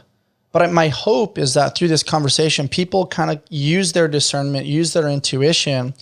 And most importantly, rather than just like giving unsolicited advice, one of the best things I've learned, and I use this a lot now, is like, hey, what do you feel like you need right now? And before, just like, you should do this. You should eat better. You should sleep more. Take your magnesium. They're like, just shut the fuck up. Like, what if it's just like, hey, what do you feel like you need right now? And then on occasion, like taking a leap of faith, which I've done a couple times, which is, hey, I just cleaned my car. Hop in the passenger seat. Let's just go on an adventure. I was like, take them to the beach. We just like sit there for a second. I was like, hey, do you want to walk down there? Yeah, sure. Okay, cool. And then like, you know, just like kind of be prepared. Like have a blanket, you know, maybe have a little bit of water or, you know, a sweatshirt in case somebody gets cold or whatever. And it's like, Just kind of be there. And then before you know it, you get to a spot where it's like, well, you get me. And if we could take that level of care and curiosity and make it into the medical world, make it into intuition associated with nutrition, like the body's doing that. Hey, just be with me, buddy. I'm having, explosive diarrhea, or I'm vomiting, or I'm getting acne, or I'm getting hemorrhoids, or I'm trying to tell you this thing, and you're thinking like, oh, just go to the doctor. They're the expert. Take this pill or take this cream. But the body's literally trying to say, hey, hold space for me. Can you just listen to me for a second? Can you be with me? You're ruminating and tossing and turning because something you're doing is making me feel out of alignment. I'm trying to tell you, but you're not fucking listening. And so like, I'm trying my best here, like with this paintbrush on this back wall, like, hey guys, this is what holding space is. It's not just doing nothing. It's observing everything that's not said. Yeah, that's perfect, man. I couldn't have said that better myself. And I think it's definitely probably one of the biggest things that has healed me is just getting safe space. I mean, I'll be totally honest. When I joined that mentorship program, it was group coaching, and there were like multiple Zoom calls where I was just like crying in front of 15 other people just because like I felt safe to do so. And it's crazy how much we hold in and how much we suppress, right? Suppression turns into depression.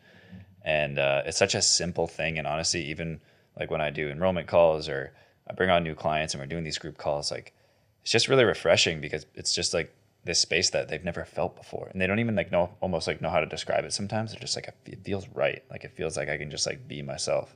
And I think that's what the world needs more of is that safe space to really have people feel like themselves and be okay being themselves no matter what they're going through. Because yeah, it's all well intended, but sometimes when you try to fix something instead of holding the space, like it actually makes it worse because to that person, it's basically like you're not actually listening to what I'm saying. Like I'm telling you I'm going through these things. I'm not telling you that it shouldn't be this way. I'm just expressing myself. It feels good to express, but if that, expression isn't held, then it just feels like it's disregarded. It's invalidated, right? And so I think it comes down to a patience because people, going back to the memorization of our education system, it's like, oh, I know Mike as this guy. He went through this thing. He's not this guy anymore. So now I want to make him into the guy that he was because that's who I knew and that's who I liked. But when you go through something, you're never going to be that guy again. And I think like, at least from my observation, I don't think it's purposeful. I think people are like, oh, like I want to help you heal. This is what I know. I'm going to help you get back to what I know. Little do they realize it's like, no, there's a new ingredient or there's been like this hole that's carved in you. Like I know in losing both my parents, like I will never be the same. And I don't crave to like fill the hole anymore. I've grown acceptance that that hole is there. And then that hole is just a subtle reminder on occasion of like, oh, this is what I feel. Wow, how lucky am I that I had that experience, that puzzle piece is now in a different spot.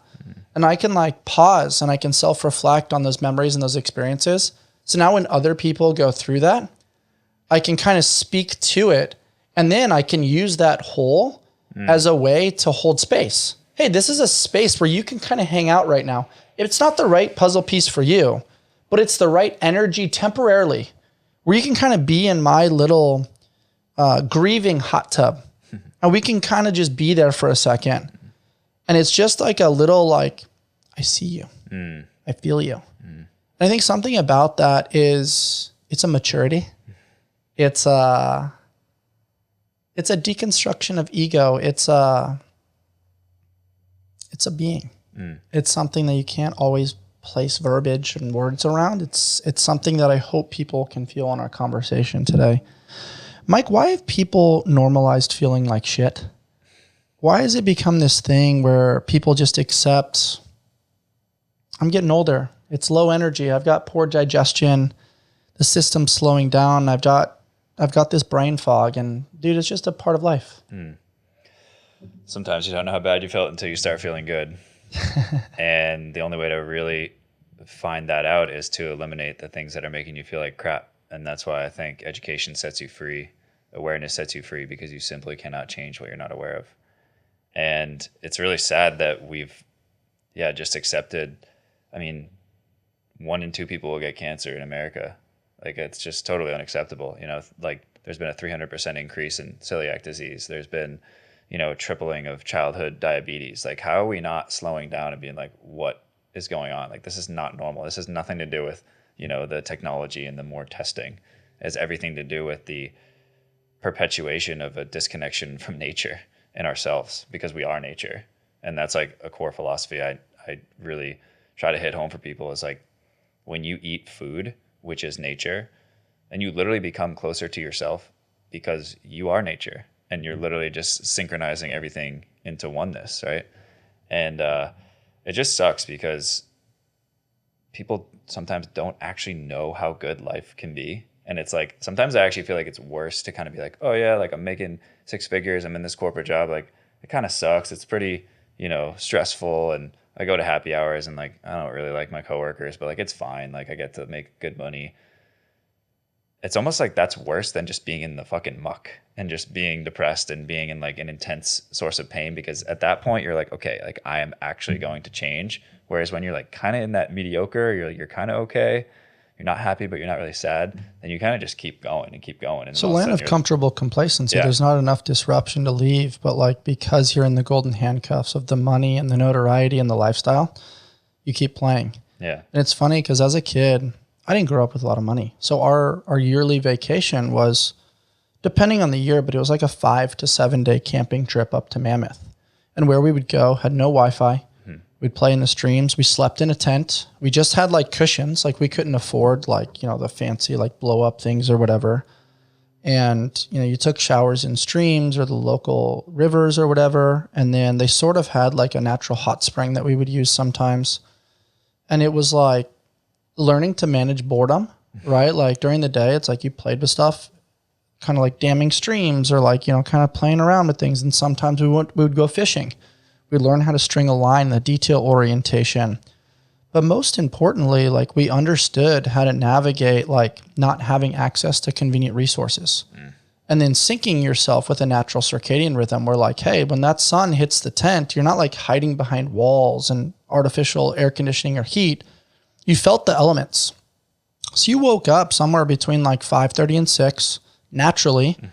And then it was like, wow, I'm like hungry, or I want some coffee. It's like, you have to now navigate that. It's not just like, hey, let's go to the Keurig or let's order something. It's like, no, we got to do it on like the stove and the whole thing.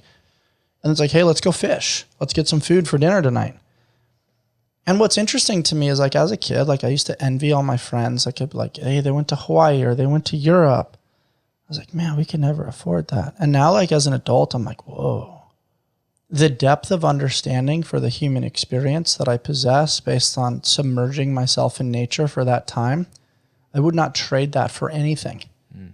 And what's interesting is that that also creates a personal awareness of like, whoa, why did I sleep so good when I was there? But then when I come home and I'm watching TV or there's, these artificial ingredients or all these things, like I feel this way when I'm at home, but I feel that way there. Like you talked about with contrast, you don't know what feeling good is until you felt bad. So then when we would come back, it was just like a childlike awareness, like, whoa, like I felt that there versus I feel this here.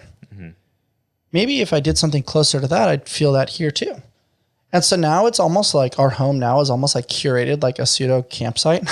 And it's funny because people are like, dude, like you have a fire pit, you have a sauna, a cold plunge, an outdoor shower, like the barbecue is like out in front. I'm like, yeah, I want this to feel like we're at a campsite. Like I want to invite people in and I want there to be like social connection and a tribe, because quite frankly, we can't do this by ourselves. And so it's just an interesting thought process. And the reason why I say that is that your body's not broken. It's adapting to the environment that you've placed it in. And so how much of modern illness is simply actually just the adaptation, not the dysfunction? Yeah, these are normal mechanisms in an abnormal world, right? The body's perfect. The body knows exactly what it's doing. Like a kid squat. Like a 2-year-old squat, it's perfect. Yeah, exactly. Like chest up, shoulders pulled back and down, like awesome hip mobility. They're like down there playing. You're like, wait, we sit in these chairs that like limit our range, and we're in these like calloused, or these shoes that are like casts, and like this apparel that's probably penetrating our skin based on the ingredients, which I want to talk about with your apparel too. Yeah. We don't know what we don't know until you're like, oh, why can that 2-year-old do that? And I used to be able to do that, but I can't do it anymore. Yeah. Yeah. It's crazy, man. It's, you know, our biology hasn't changed for thousands and thousands of years. And to see what's happened over the past like 200 years, right, from an industrialization perspective, is just absurd. I mean, right, the fact that the cigarette industries bought the food industries in like the early 80s, like not a lot of people even realize that. And so they literally moved the cigarette scientists to the food scientists, and they started using the same exact, you know, addicting tactics. And the fact that we're on our phones all day long, like you said, wearing shoes that are like 10 feet off the ground and fake clothing and all this stuff. It's like, yeah, no wonder the body feels like crap. And that is why I just like have to really hit home with this. You are not separate from nature, because everything that we do, honestly, I feel like is just kind of this egoic perpetuation of like just Band-Aid everything. Even honestly, like with some of the biohacking stuff and the supplements. And I'm not saying those aren't helpful, and I'm a user of a lot of that stuff, because if we are to live in the modern day world for the time being, like, yeah, we want to do the best we can to literally bring our body back to homeostasis. And it's crazy when you think about all the stuff that we have to do just to feel. I was literally talking to my buddy about that yesterday, and he was training late, and he was, you know, he's trying to integrate certain peptides. He's in his 50s. He's trying to like regulate his pituitary gland in relation to his natural human growth hormone. He works a pretty stressful job. So he's like, whoa, like, well, if I'm going to take this peptide, I need to eat 2 hours before that. And then he's like, well, in between, like when I get home from the gym, I need to sauna. I need to get the microtoxins and, you know, the heavy metals out of my system. Then I need to cook dinner for my family. Then I need to take my peptides. Then I need to sleep. Then I have these calls and I have these emails. He's like, there's not enough time in the day to do all of these things. He started feeling overwhelmed. And I was like, the number one thing you can do is sleep well and be connected with your loved ones. Everything else is a cherry on top. Agreed. And so, like, I think a lot of people are stepping over hundreds to pick up pennies. And this biohacking culture, and, you know, not a knock on any of the amazing doctors out there. Dr. Rhonda Patrick is huge on sauna therapy. You know, all the people that are talking about plunging. They're great tools for sure.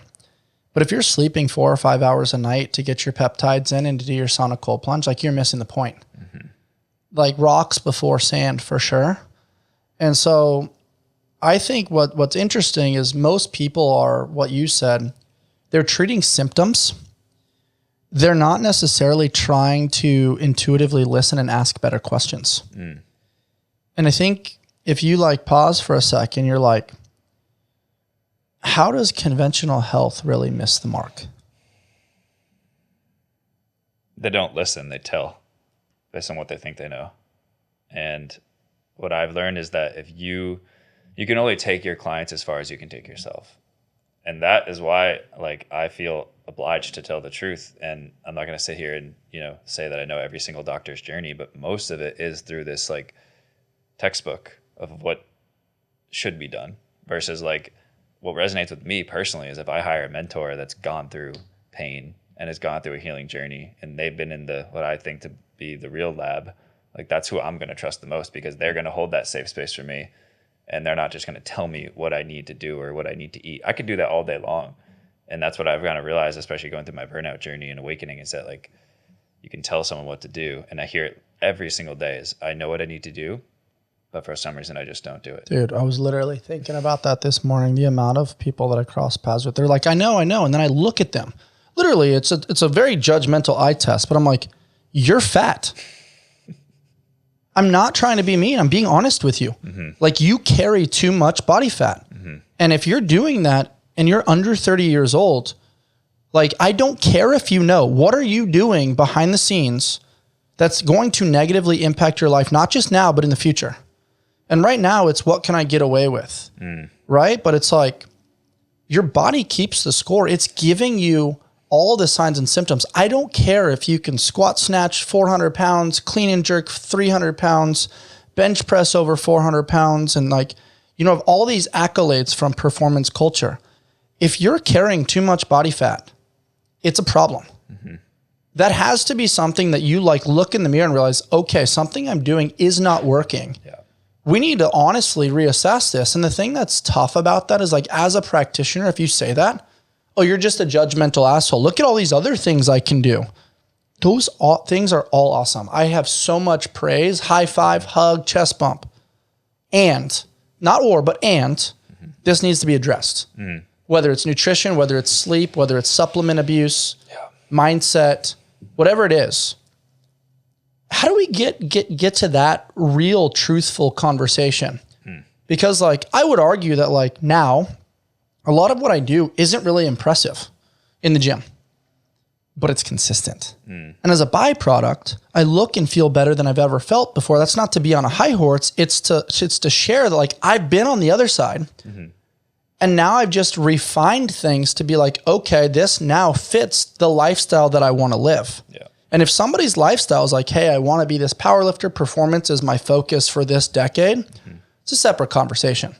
But if your goal is you want health, you want longevity, you want to have a family, you want to have kids, you want thought clarity, you want, all the 6 F's that we talked about, that has to be something that's addressed, but it doesn't feel good. It feels like you're being a judgmental asshole, but you're not.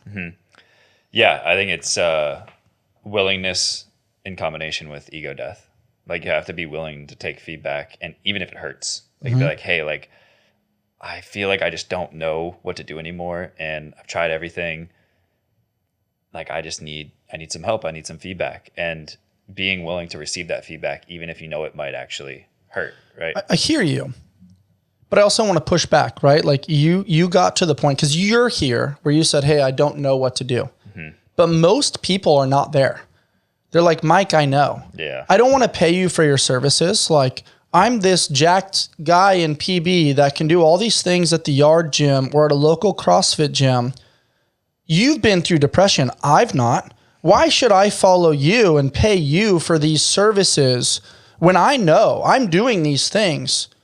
But it's like, you don't know what you don't know yet. And like, from my observation, you just haven't hit that spot yet where it's really become, whether that's burnout, whether that's injury, whether that's some sort of health scare.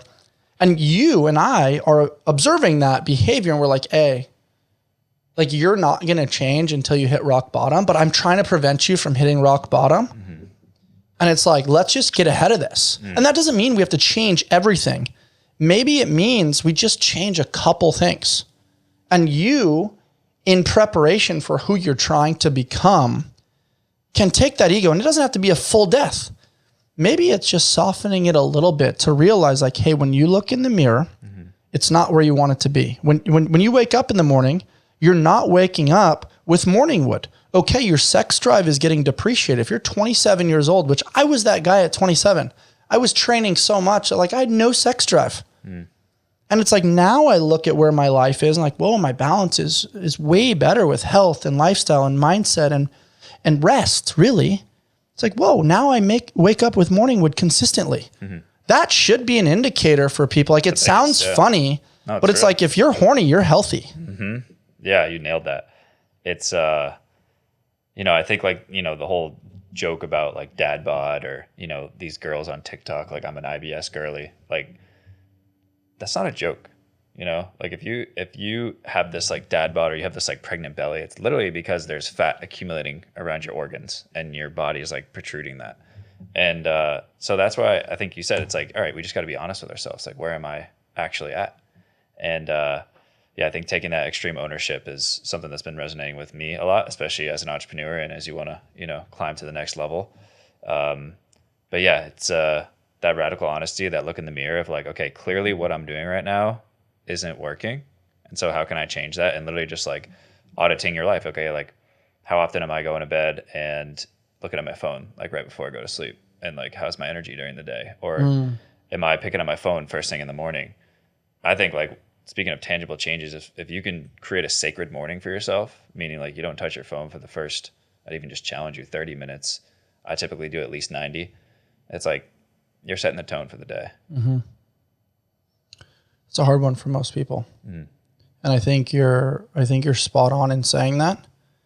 I think, I mean, if I were to put it out there as like, I don't think everybody has 30 or even 90 minutes. They're like up and at it. Mm-hmm.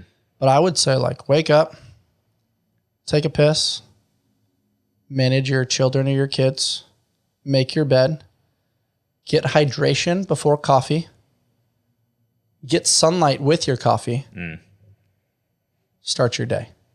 If you can do those things, I'm not even going to marry people to a time domain. Just like create that as a rhythmic protocol. And like, you could throw in splash cold water on your face. You can throw in a cold plunge. You can throw in breath work, red light therapy, things. If people have the ability to integrate those things, it's great. But I also echo, to go back to Hermosi, like if you need 2 fucking hours to warm up for your day, you're doing something wrong. Like, I mean, same thing in the gym. If you need 2 hours to foam roll and warm up your body, like you're doing something wrong.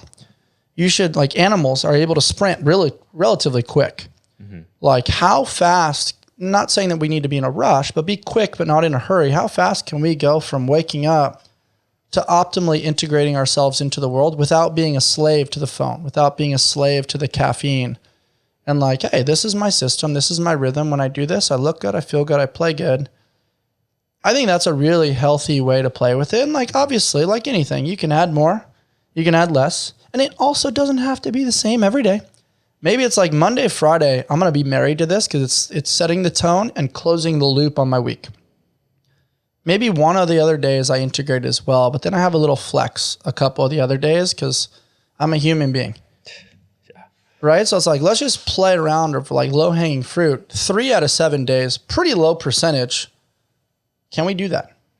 That's my challenge for you guys today. Like, hey, stay off your phone for the first 30 minutes of your day, 3 days a week. Get hydration before caffeine and try your best to integrate into your life rather than just jump into it and be a slave to email, social media, text, whatever things that are kind of grabbing your attention and feeling like you have to be a slave to the rat race.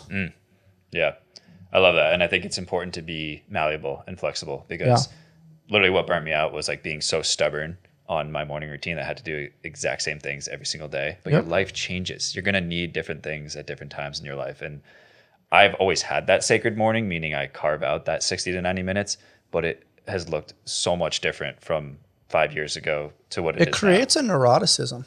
Hey, if I don't do that thing, I'm going to have a bad day. It's guilt. Yeah. Yeah.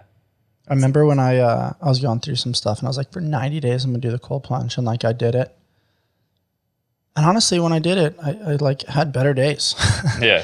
And then at the end of the 90 days, I'm like, well, fuck, I'm going to have a bad day if I don't do this. And I was like, okay, this has become like too much. This has become an addiction. And then it was like, how much time? What's the temperature supposed to be? I like got into the weeds and of course go down the rabbit hole, which you do when you're new to anything. Like what's the optimal, whatever. Now it's like, there's some days where like today I just got in, dunked my head, popped out. And I was like, I don't really want to be shivering on this conversation. Mm-hmm. Just wanted a quick little dopamine wake up call. I'm going to dry off so I can be in an optimal state to come and have a great conversation with a good buddy. There's other days where I'm like, I'm in a bad mood. Everything hurts. I need to go baptize myself because like I'm not going to be contributory to the world because it's me and I'm the problem. So I'm going to go like suffer for a little bit to unlock a better version of me because right now I just suck. But that's just a little honest conversation, negative self-talk. But it's like on the other side of that, I'm like, all right, I did the thing. Yeah. I allowed myself to have my little, victim mentality for 4 or 5 minutes and now it's gone. Mm-hmm. Let's move forward. Mm-hmm. And I think I'm curious your thoughts here. Like, I think some of the most successful people are able to reset really fast. And I relate that to basketball. Like, you can miss 10 shots and think the 11th one is going to go in. But if you're ruminating on the other 10 that you missed, like, you're never really moving forward on it. Mm-hmm. How have you kind of curated that into this next chapter where you're like, your identity is not the depressed guy. Your identity is, I'm the explorer. I'm the innovator. I'm the man in the arena that took the leap to try to become the man that can pay it forward as far as health and nutrition and mindset and movement and really getting back to primal nature. Yeah. Honestly, I think it's a true skill to be able to separate your ego from your soul and actually being able to like identify thoughts that come through your mind and whether that's coming from your soul or your ego. Mm-hmm. And there was something that one of my clients said to me. She went through like a sobriety journey in her community. She shared with us. She was like, yeah, don't let your lunch eat your lunch. Basically being like, don't go down a 5-hour long rabbit hole of like this one thing you did wrong. And you're just like hyper fixating on, like you said, kind of that victim mentality. And so this is something I'm passionate about, is actually helping people realize that most of the thoughts that you have aren't actually yours. As weird as that sounds, it's like a lot of it is just this lifelong conditioning or this fear that's been conditioned through social media or through your upbringing or through your friends or through school or through sports. And it's really easy to be like, oh, like what's wrong with me? Like, why am I even having this thought? Or you have these thoughts of inadequacy or not enoughness or you're not worthy. It is very powerful to actually differentiate like church and state and be like, okay, this actually isn't my thought. Like, this is not me thinking. This is something that's been pushed onto me my whole life. And so that to me is where it becomes empowering, where you're like, oh, wow, I'm, healing generational trauma. I'm healing like old That's cool. genetic downloads. I had this acupuncturist once that I thought it was so selfless of her. She said, take what you need and leave the rest. And she didn't even like identify like these are your thoughts or social programming thoughts. She used the analogy of like, hey, you're sitting on a park bench and cars are driving by. You don't have to get into every single car. Those are your thoughts. Like you can just notice that one's anxious, that one's frustration, that one's financial distress, that one's inadequacy, that one's a previous breakup, that one's you're feeling fat today, that one's you ate a donut yesterday, this one's your financial fitness sucks, this one's you sent a shitty text message, this one's you swiped on a fat girl, whatever it is. And it's just like, it's kind of funny, but it's also just like notice. Mm-hmm. When you notice, you become an observer. Mm-hmm. And then nothing is really good or bad. It just is. It's just a story we tell ourselves. Yes. And what's interesting is going back to that camping analogy, sunlight used to regulate us. And now I feel like social media does. Because you talk about food being medicine, but food isn't just what you consume. Mm. It's what you watch. It's what you hear. It's the energy you're in. And so like now we're encompassed with artificial light, trying to navigate what we think is a circadian rhythm and this crazy hormonal disruption. Where do you start that conversation with your clients in a world that's so artificial? Like, how do you get them reconnected with nature? Yeah, it goes back to hitting home with that philosophy that we're not separate from it. We're not separate from nature. And the more you can just do things that align your biology to how it's actually wired and how it's supposed to work, the better you're going to feel. And the body is, again, perfect. The body's always healing. We just have to get out of its way. And I think that it's always going to give us feedback based on the inputs. Like you said, it's not just the food we eat. But, for example, like medication, I mean, there's a reason that every single one has side effects. You watch a pharmaceutical commercial, it's almost laughable about how many side effects there are. And to me, that's basically your body saying, hey, this is totally out of alignment with nature and what I actually need. And so I'm going to like give you pain and aka side effects to show you that. And so I think just that recognition alone of understanding that philosophy will just radically change your life, because all the things that are chalked up as normal are really just our body expressing to us that it's just not normal, the world we live in. And who knows? I mean, obviously we've got a lot of technological advances. We've got AI, we've got all these like smart cars. Like, I don't know how far back we can go to like our primological being and like being on a campsite and not having AC or heating and actually having to like work for your meal. But the more that you can be in tune with that, at least I've experienced in my journey, is the better that you're going to feel. Right. And so although things like, caffeine and social media, all these things are just so normalized, when you realize you're kind of jacking up your hormones and your adrenaline, your cortisol, and you're constantly in your head, like that's literally what's happening. It's like you're moving out of your body, because if you're surviving, right, it's almost like from a primal perspective, this tiger or this bear is literally chasing me. So my cortisol has to go up, my adrenaline has to go up. It's the same thing when you drink too much coffee or you're way too stressed out or you're doom scrolling all the time, which people think is like a relaxation thing to doom scroll. It's actually making your cortisol go up more. So like the more that we do these things, the more that we crank chronically these hormones that are really meant for short bursts. Like, let me run away from this lion. The sicker that we're going to get, and our immune system's going to start shutting down, and we go up here in our head and we're less so in our heart and our soul, and we literally cannot feel what we're supposed to feel. Yeah, I think you're spot on. It's this disconnect between fight or flight and rest and digest. I think it's why people like you and I gravitate towards the sauna and the ice. And I think people are like, oh, woo-woo, so-and-so went through stuff, and now they're just, telling anybody and everybody to sauna and ice. If you don't believe me, come over to ALLSMITH HQ. We'll do sauna and ice together. I won't say a thing other than just kind of bullshitting with you and hang out with your life. I want you to feel it firsthand and watch how that just creates a simple relationship between one end of the spectrum versus the other. Then you can have your own evidence. And what I'm curious about with you, why does anecdotal evidence, personal experience, get demonized? Oh, it's a matter of opinion. But then you have, these research things that are funded, manipulated, and skewed to have an agenda gain so much reputability. So that's considered fact, or according to this really respected research. And now it's FDA approved, and all these little acronyms that create credentialism and reputability. And quite frankly, it's just more money. But then somebody's actual experience over here gets demonized and kind of like, hey, you hang out on the sidelines, man. This is where the pros play. And then all of a sudden the world chooses to be like, oh, that's reputable. That's respected. And in my mind, I'm like, hold on. I'm not saying I'm right. I'm not saying anecdotal evidence should be everything. It should be considered. Just like the other side should be considered. But you also have to take into consideration, what was the sample size? Who funded it? Was it with humans? Was it with animals? How long did the study go for? I mean, just to use an example, we had Dr. Sean Baker on, who's the author of the Carnivore Diet. And they talked about specifically a study around red meat. Well, that study wasn't done with like a grass-fed ribeye. Exactly. That study was done with like hamburgers. Well, when you look at a hamburger, there's other miscellaneous ingredients, not to mention highly processed bread and condiments and all kinds of things. I don't know the specificity of the study, so I'm not going to say I know everything. But I do know that it wasn't done with high quality meat. Yeah. But then this study was categorized as, hey, meat causes all of these negative symptoms, which isn't true.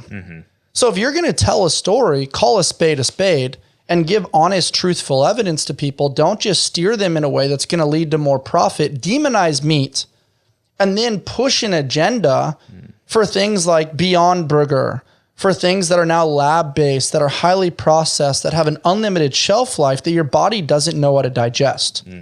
And so going back to where I started this little rant, we look at anecdotal evidence. People that eat grass-finished meats, higher omegas, better quality of life. And I'm not saying everybody needs to go keto. Big fan of vegetables, especially when there's not a ton of Apeel sprayed all over them and other ingredients, glyphosate and a bunch of other things. But like, why does anecdotal evidence get demonized so much? And how do people know what and where to trust? That's exactly what it comes down to, is just the lack of trust. And people don't know what to believe because they haven't gone within. They haven't actually studied themselves. They haven't studied their own mind. They haven't tapped into their intuition. And this happened to me when I was burnt out because my cortisol and my adrenaline was cranking so high. Like I literally lost my intuition, right? Like 90% of your serotonin, which is your happiness hormone, is in your gut. 90% of your neurotransmitters are in your gut, and they go from your gut up to your brain and not the other way around. And 70% of your immune system is in there, right? So there's a lot of intelligence. Can you say that one more time? From your gut to your brain, and not the other way around. Exactly. The gut-brain axis, not the brain-gut axis. That's exactly right. Yeah, they coin it as the second brain, but I believe it's the first brain. It's the master of all intelligence. It's our inner knowing. That's really what it is. Like, trust your gut. I also have a T-shirt that says that because I really, really genuinely believe in that. And man, like if you need a double-blind, randomized controlled trial, double placebo, whatever you call it, study to like give yourself permission to eat a certain food or to not eat a certain food, I would just totally ignore all that and just start going within yourself, because that's the only real compass. That's the only thing you can actually trust, because it's just resonance. It's a feeling. And if you're not feeling, if you're losing, sight of your intuition, you won't know who to believe. And I think you're spot on there, but I also think there's gradual research floating to the surface now, especially around cholesterol. Yeah. Eggs got demonized for years, right? Like around the yolk is bad for you. Now we're seeing the people that typically live the longest have the highest cholesterol, the highest brain function. The building block of our hormones. 100%. And what's interesting is for a very long time, it's like, no, let's push statins. What are your thoughts on the pushing of statins and the demonization of cholesterol? I have, personal familial ties with that. Like my grandfather had heart issues, and I think like every single one of my,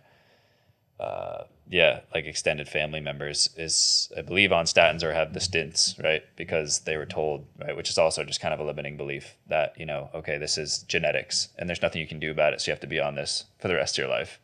And literally I posted about this on Instagram, and the title is literally just Western medicine is one big limiting belief. And I honestly, like, if I'm here to, serve my truth and help my fellow humans hear the truth, because that sets you free, then like I have to be honest about like what happens in Western medicine and what happens in Eastern medicine. And dude, that's what they come in. They say, oh, you have a family history of heart disease, so you have a 50% chance of getting this. So, therefore you have to, be on the statin, and you have to be on it for life. And it just breaks my heart, because I know that is, again, them literally selling fear. They're selling fear, and people buy into it because, oh, the doctor told me this, so like I better listen to them. It's phenomenal marketing, man. It's crazy, man. I actually highly recommend 2 documentaries if people want like tangible action items after this podcast. Crime of the Century, which you can find on HBO, and An Inconvenient Study, which I believe you can find for free on YouTube.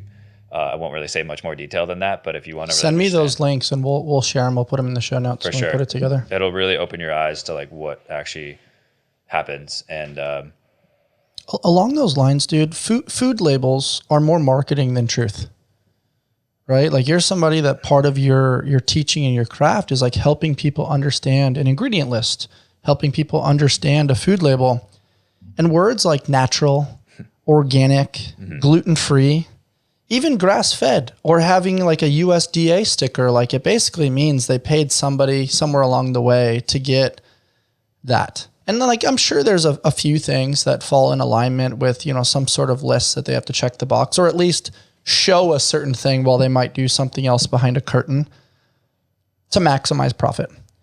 How do you educate people to be a little bit distrusting of these words? Because people are like, oh, it's organic, it's good for me, seed oil free. It's like, okay, but what else is there? Because we saw in the 1990s, like fat free just meant chemical shitstorm. And so I'm not saying that I'm right on all of this. I'm just saying like people should be aware that these words don't just simplify it to like, oh, I consume this and it's just so good for me. Know your farmer. That's the best piece of advice I can give you, is actually know where your food is coming from. What's a second best approach there, right? Because like that's really expensive, especially when you look at regenerative agriculture and raw milk and like the inconvenience of that, right? Like having to go to a farmer's market. Most people typically are going to go to Ralph's, Vaughn's, Trader Joe's, or Costco. And so like, what can people look towards? Because there's some options there too. Is it, hey, better is not necessarily best. Let me try to find things that are organic, because they're going to have more regulations than just, non-organic. Like what can people look for to move the needle in a better direction if they can't necessarily afford money-wise or time-wise to like do it perfectly and know their farmer? The simplest thing I can say is to eat real food. And it sounds like almost too simple, like it's not the answer, but it is, because you go into any grocery store and 90% of it is just trash. Even if it's healthier, it's still in a box or a bag, right? And I'm all about healthier treats and healthier ingredients, and that's awesome, but I still think it's kind of this egoic perpetuation of putting a Band-Aid on the issue. You're so spot on, dude. What's so annoying to me is like working with people and they're like, well, it said this on the box, or I thought this was good. And it's like, shop the perimeter of the grocery store. If it has a longer shelf life than a week, it's probably not good for you. If it comes out of a bag or a box, be skeptical. Like real food, like most people go, well, I don't know what that means. And a part of me thinks that it's bullshit. It's just deflection and just like playing dumb. But then there's also people that really don't know what that means. How would you define real food for people that are like, what do you mean? Give me some parameters. Give me a grocery list. Tell me what to do. I'll give you a protocol. If you go to the grocery store, before you put an item into your grocery cart, you can ask yourself, where did this come from and how many steps did it actually take to get into my grocery cart? Did this healthy chocolate brownie that's made with, cacao and maple sugar and all these things, that's still great. That's amazing. I'm all about treating ourselves. But was this made in a lab? Like, how many steps did it take to make this thing and then get, put into a box and then into the truck and then into the, cardboard box and then into the grocery store versus like, this is a carrot. I'm at Jimbo's right now, and this carrot literally came from Ramona, California. That's about 20 miles from San Diego. They probably picked it from the farm. They put it on the truck. They got to the grocery store. The less amount of steps that a food, before you actually eat something, like the less amount of steps it took to get into your mouth, I think that is like the ultimate protocol, the ultimate level of like I think that's one of the best ways to think about it, man. I think that's phenomenal. And to taste the rainbow. Like that's, I have a lot of mantras I teach my clients. For some reason, when I say taste the rainbow, obviously not Skittles, right? Like fruits and vegetables and like antioxidants and polyphenols, like make your plate really colorful. That for some reason with my clients, they're like, that was like my number one takeaway, just taste the rainbow. That's cool. Yeah. That's awesome, man. Gluten-free, man. Now with glyphosate kind of sprayed on everything, we're talking about as few steps as possible. Big fan of Paul Saladino over here, and he's talking about kind of soaking or rinsing your vegetables with baking soda.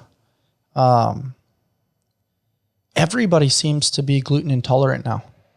And I mean, you see it pretty quickly, whether it's an allergic reaction, whether it's IBS, whether it's itchiness. And then people are leaning on xylitol or Benadryl. So it's like you can see the domino effect. It's not just like, hey, I'm bougie and I'm trying to eat gluten-free. It's like, no. Like I'm having symptoms. And then as a byproduct, I'm taking things to manage those symptoms. And then you think down the line of that, you think about like fertility. You think about, day-to-day mental clarity. If you're itching the whole time and you're frustrated, like you're not thinking clear, you're just thinking, I worked with somebody yesterday that was like, oh my gosh, it must be the Santa Anas. I need to go to CVS after this and get my allergy medication. And so you can see how this like impacts the headspace of like brain fog, could lead to lack of sleep, discomfort. Like how do we understand gluten? How do we, try to stay away from grains as much as possible? Very difficult if you're a high performing athlete versus somebody that's trying to practice longevity. Yeah. And how does this impact things like gut permeability? And what's the context for people? Yeah, you're not meant to be allergic to nature. And to me, it's weird when, not weird, but it's like, it's just feedback, right? That something's going off. And like I said before, 70% of our immune system's in our gut, 90% of the neurotransmitters and 90% of your happiness hormone is in there. Whoa. So you really have to take care of the food that you're putting in your body because it's going to affect your life and your energy and your mental clarity. And before I go further, I also just want to say, like, I'm really appreciative to hear someone like in the fitness space, someone like yourself, which historically I feel like is a lot of just like calories and macros. And to hear you like actually talk about food quality, like lights me up because that's what I feel like I've been screaming from the mountaintops forever. And the fact that you're like working with your clients and holistically being like, oh, maybe it's this, maybe it's that, instead of just being like, eat this and don't eat that. Like that's huge. Like I think you're setting a really good precedent, which is awesome. But yeah, I think there's a whole industry now around gluten-free. Like you said, I might be underscoring it, but I think it's like at least like $30 billion, probably more. And really it's the glyphosate, like you alluded to. And it's unfortunate the world we live in now is yes, like read ingredients, but it's more so like what's not in the ingredient list that they don't put in there that you would never know about unless you are educated, right? And so it's like the invisible spray, right? The glyphosate or the Apeel that now it's food Wi-Fi. Yeah, it's crazy. And it's like we believe in all these other things that, like microwaves work and all that stuff, but we don't believe in God. We don't believe in energy. We don't believe in boundaries. It's like, it's all real stuff. Just because you can't see it doesn't mean it doesn't exist. And I use that same analogy with like, yeah, literally Wi-Fi and EMF and Bluetooth and stuff. Just because you can't see it doesn't mean it's not happening. Right? But we believe it when we feel it. Yeah, exactly. Why am I having this symptom? Let me go to the doctor and fix it. And so it becomes this psychological hypocrisy. And I think it goes back to the awareness, the notice, and trial and error at first. And then to just like take an assessment of habits. Mm-hmm. What am I doing consistently? What's working? What's not working? And just because it worked before doesn't mean it's going to continue to work. Yeah. And I think in doing so, like it is going back to come play with me, come hang out, like in the sandbox. Like the way I built a sandcastle one time with this shovel and these buckets, it's going to change with different tools, different energy. As I'm older, maybe I can carry more sand. Maybe I'll make it bigger. Maybe it'll be different people in there. There's different variables, but our mind wants to contextualize and memorize like, oh, I did it this way, so I'm going to do it again. It needs to be repeatable. It needs to be scalable, and then it needs to make money.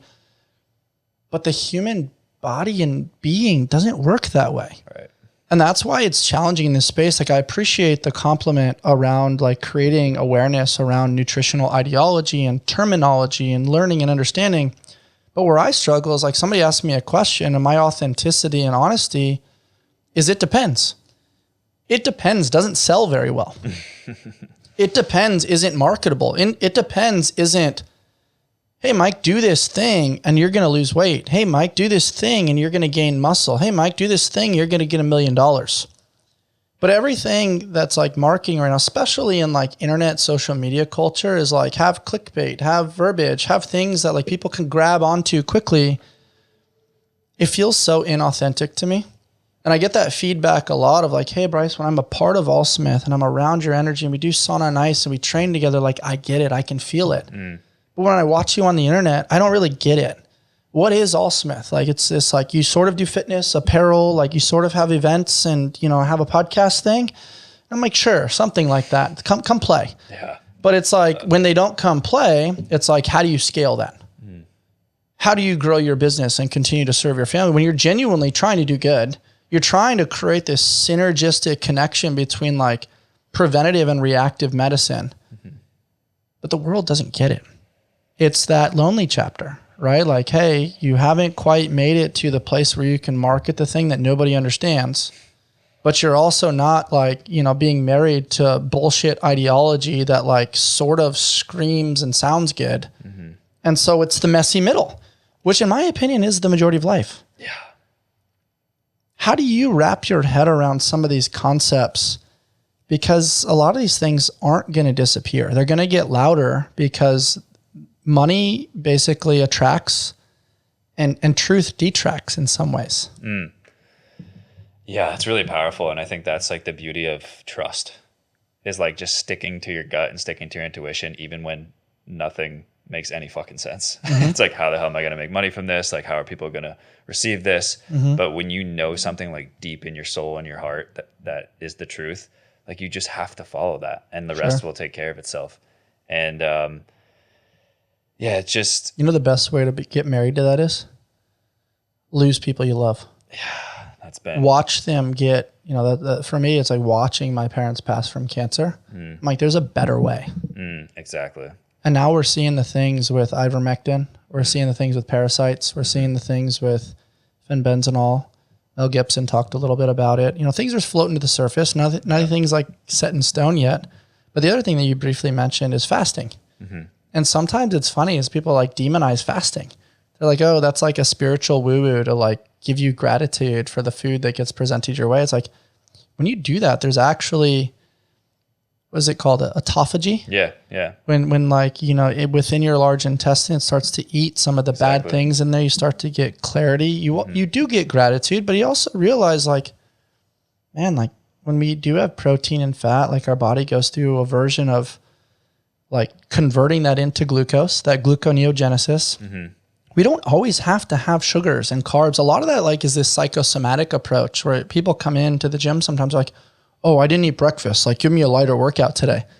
It's like, bro, you have glycogen from yesterday. Yeah, like you're actually fine. Yeah.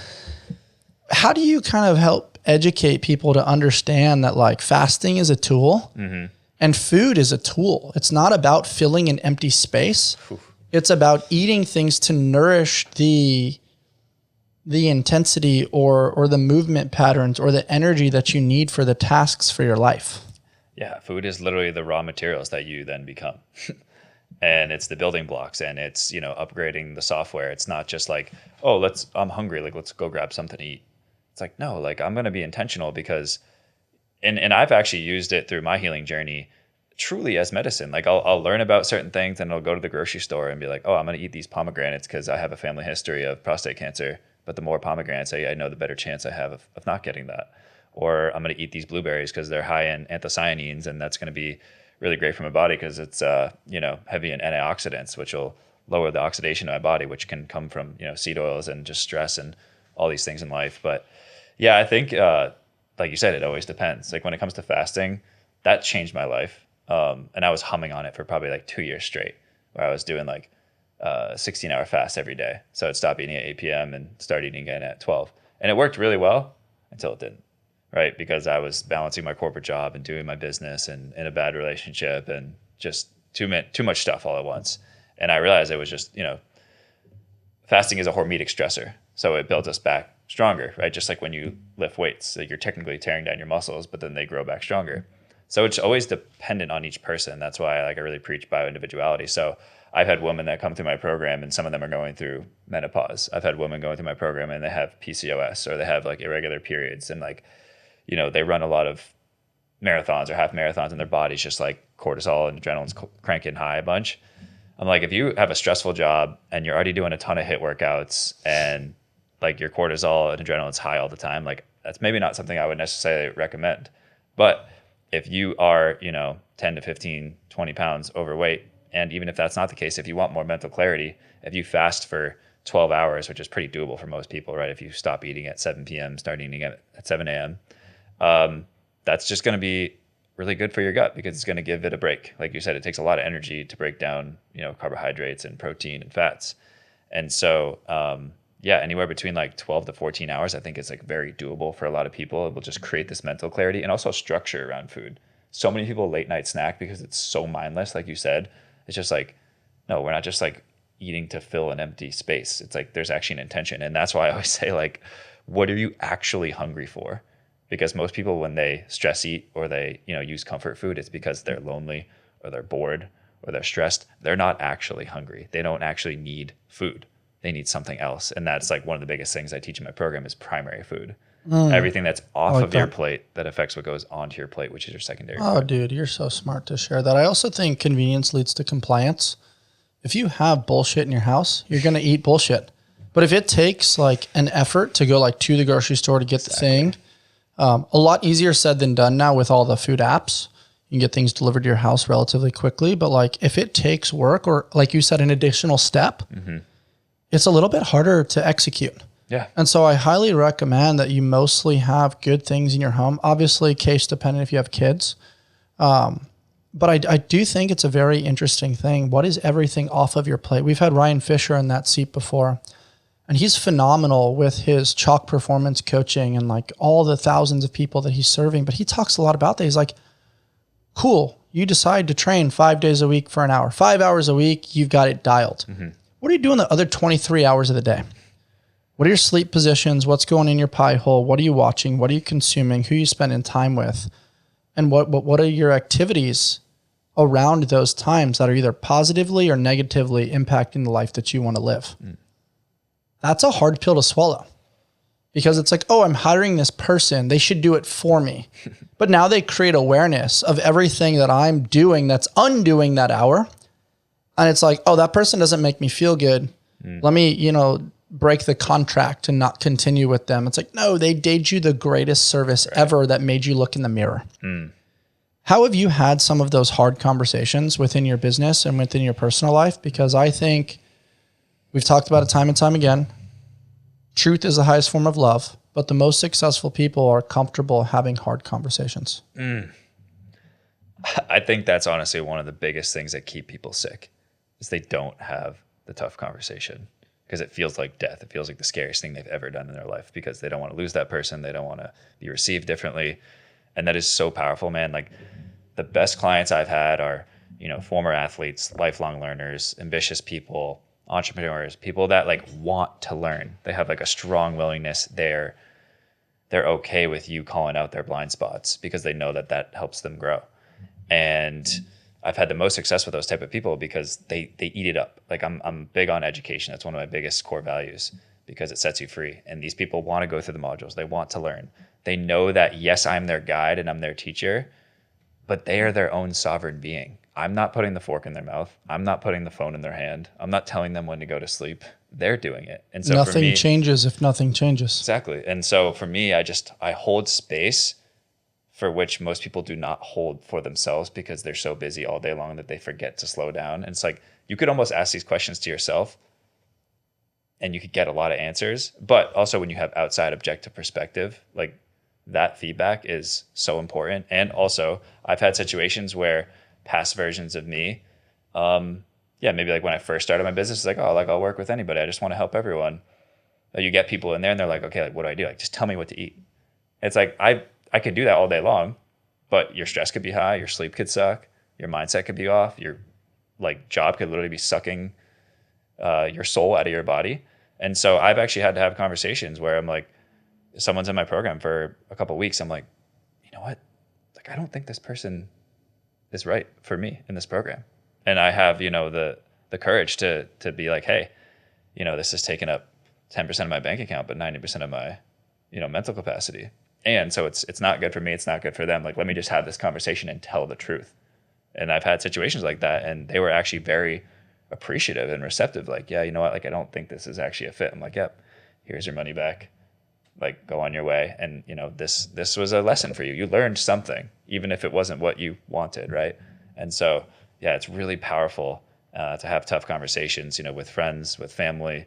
And, I've seen it in my own life, right? Like, my dad is now over like a year, maybe a year and a half sober from alcohol. Congrats. Yeah, it's awesome. And I'm really, after like 55 years of drinking, I'm really proud of him. But it was like he was willing to like receive feedback from his family. And he realized like it was like affecting us in a certain way, right? And it wasn't even this like stereotypical, oh, alcoholic, because that's like such a stigmatized word. It was just like, no, it was pulling away from him. We were worried about, how it was affecting him and other people. And he said, okay, let me take extreme ownership of my life and do it for, yes, my family, but also for myself. So yeah, having tough conversations, even when they're uncomfortable, you can tell I'm very passionate about this. Like, it deepens your relationship with that person. Oh yeah. 1,000%. And the other thing that's interesting is you mentioned it doesn't feel good at first. Yeah. And that's this new age concept of, it's sexy to talk about delayed gratification. It's another version of sexy to really practice it. Because that hard conversation leads to tension, leads to distancing, leads to another probably follow-up conversation, which then leads to behavior change, which probably leads to a little bit more tension, then gets to a spot of like, oh my gosh, I didn't realize that you were on my team the whole time. I thought you were just a judgmental adversary and that you didn't get it. And maybe you don't get it fully, but you do get that you love me and you want to help move the needle in the right direction. And that's all that really matters now. It didn't matter before. It's cool, man. I think what you're doing is brave. It's courageous. I've got some heavy hitters for us that I want you to try to answer in like 1 to 2 sentences that we'll have some fun with. Let's do it. Supplements can't outwork a broken lifestyle. What actually matters when it comes to supplements versus what's the hype? Most people think they have a vitamin deficiency, but really they have a purpose deficiency. I like that. I want to wait so that can like marinate on people because it's so true, man. I was talking to somebody the other day and around like what my new definition of success is. It's waking up excited to like go to work and serve people, but also ending the workday really excited to go home to my family. It's not like ever trying to practice escapism. It's just being fully in it. Yeah. And if people want some tangible answers, I'm a big fan of creatine. Yeah. I think high quality omega-3s is really beneficial for the brain, especially as we talk about things like Alzheimer's and dementia. Also something that's been way too normalized. Yep. If you're on the East Coast in the winters, definitely I would say supplementing with vitamin D is crucial. I mean, I literally had seasonal depression. That's why I moved to San Diego. Yeah. Yeah, those are probably the big ones. And then magnesium for me, like before sleep, again, also making sure it's high quality. Sure. Those are my favorites. It's funny. Today's April 1st. We actually start our partnership today with Bub's Naturals. Congratulations. And so we've got That's awesome. high quality creatine coming from those guys, high quality collagen that people can throw into their coffee. And then one of my favorites is their hydrate or die, their hydration supplement, which I smash after the sauna because I sweat like a whore in church. And yeah, we're stoked to partner with them. And then the other thing that's interesting in this conversation, I'll throw in a quick little plug, is Kalo. We started working with those guys with the ring technology, and they have a ring that's called the Current Slim, QRNT. And what's awesome is that, like, for someone that's kind of a contrarian like myself, I'm like, oh, you know, I still look this way. I'm listening to the body really well, checking in with sex drive and sleep and acne and all those things. But sometimes the raw data like helps steer my habits a little bit better. And it's like, hey, I slept 5 hours and 47 minutes. It's like, why can't I make that 7 hours and 3 minutes? Not that it has to be perfect, but it's like, hey, okay, when did I last consume caffeine? What was my pre-sleep hygiene? Why couldn't I wind down sooner? Why couldn't I save that email for the next day? And so that thing, and then it was like, you know, some days I'm walking over 20,000 steps, and then some days I'm walking like 8,000.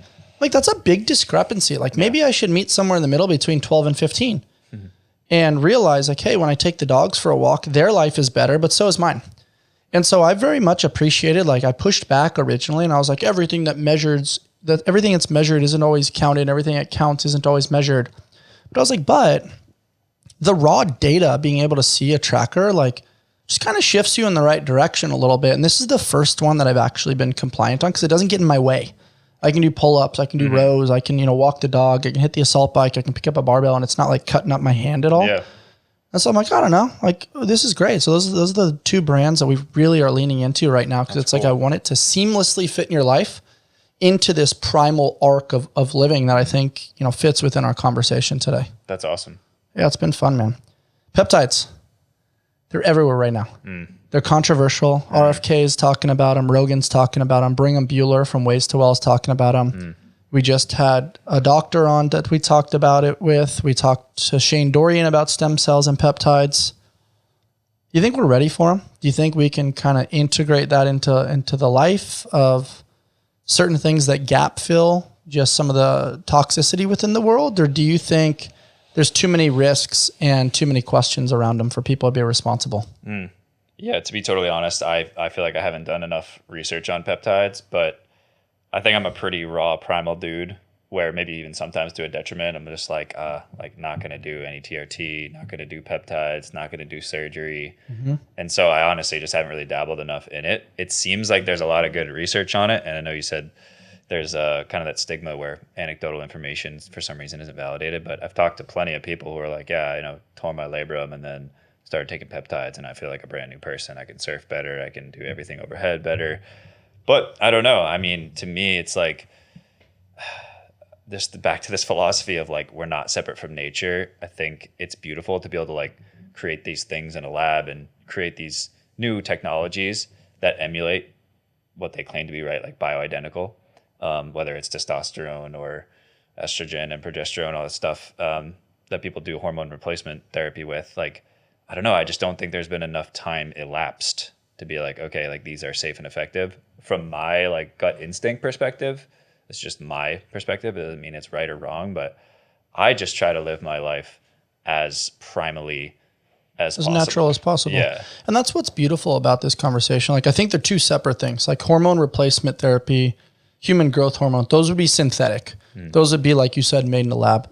What's interesting about the peptide conversation is that it stimulates your pituitary gland to make more of what it already makes naturally. And you can take it at a dosage where it's simply just like having your body operate at its natural place. It's not creating more. It's not synthetic. And it puts you a little bit more. There's secretagogues that basically put you on a more natural rhythm. Specifically the three that are kind of talked about a lot are sermorelin, tesamorelin, CJC 1295 times ipamorelin. And those ones are interesting because they stimulate your pituitary gland to release more human growth hormone. What's interesting about it is more is not better. And it's something that is really just helping people sleep better.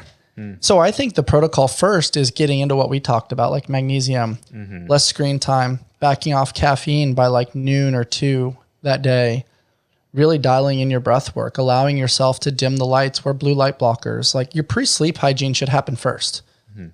And then it's like, this could be a tool, Right. but it shouldn't be first. And I think that's where peptides get like kind of misconstrued, is like people are like, hey, I'm going to operate like an asshole, but I'm going to take this thing and then it's going to fix everything. So from a mindset standpoint, that's where I think it's dangerous, right? Is like when people are making poor choices, but then trying to like cover them up with something like a peptide. I'd argue the same thing for hormone replacement therapy. It's like, hey, if you're sleeping well, treating people appropriately, trying to eat well, doing all the things, great. You know, maybe if, you know, you have, you know, crazy stress at a young age, or if you've already had kids or you're further along in life, you know, after the age of 55, like maybe these things can be beneficial. But I think if you're relying on them at the expense of bad habits, look yourself in the mirror. Like I think you're out of alignment.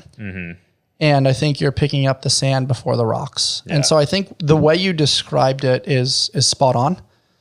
And just to kind of summarize all of this, like Mark Sisson hit the nail on all this stuff, man, with the Primal Blueprint.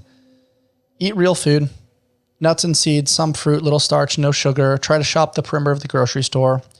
Move often at a slow pace. Treat people appropriately. Integrate some, you know, things that add a little bit of pleasure and dopamine, social media, maybe a couple treats here and there. But like if those things outweigh the basics, then you're a little bit out of alignment. Simplicity is the ultimate sophistication. And I think if you kind of hit those big pillars, man, the rest is going to have, like you said, that domino effect or that ripple effect where you're not going to have too many symptoms. And if you are, pay attention to those whispers. Notice them.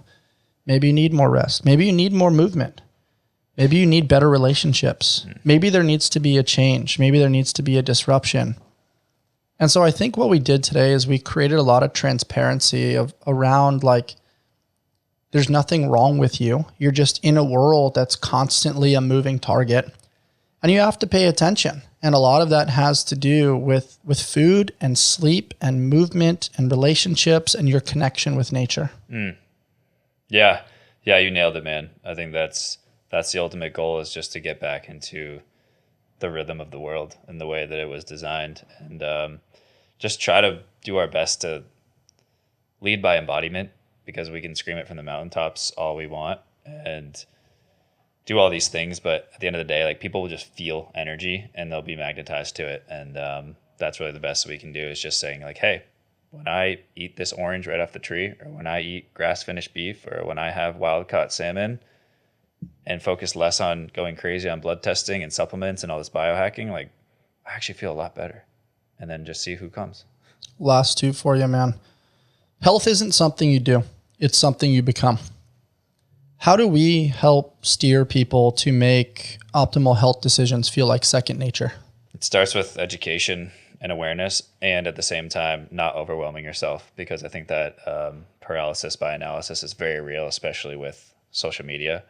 And I have to keep saying it because I really believe it to be the truth, but like, you got to stop listening to everybody and start listening to your body.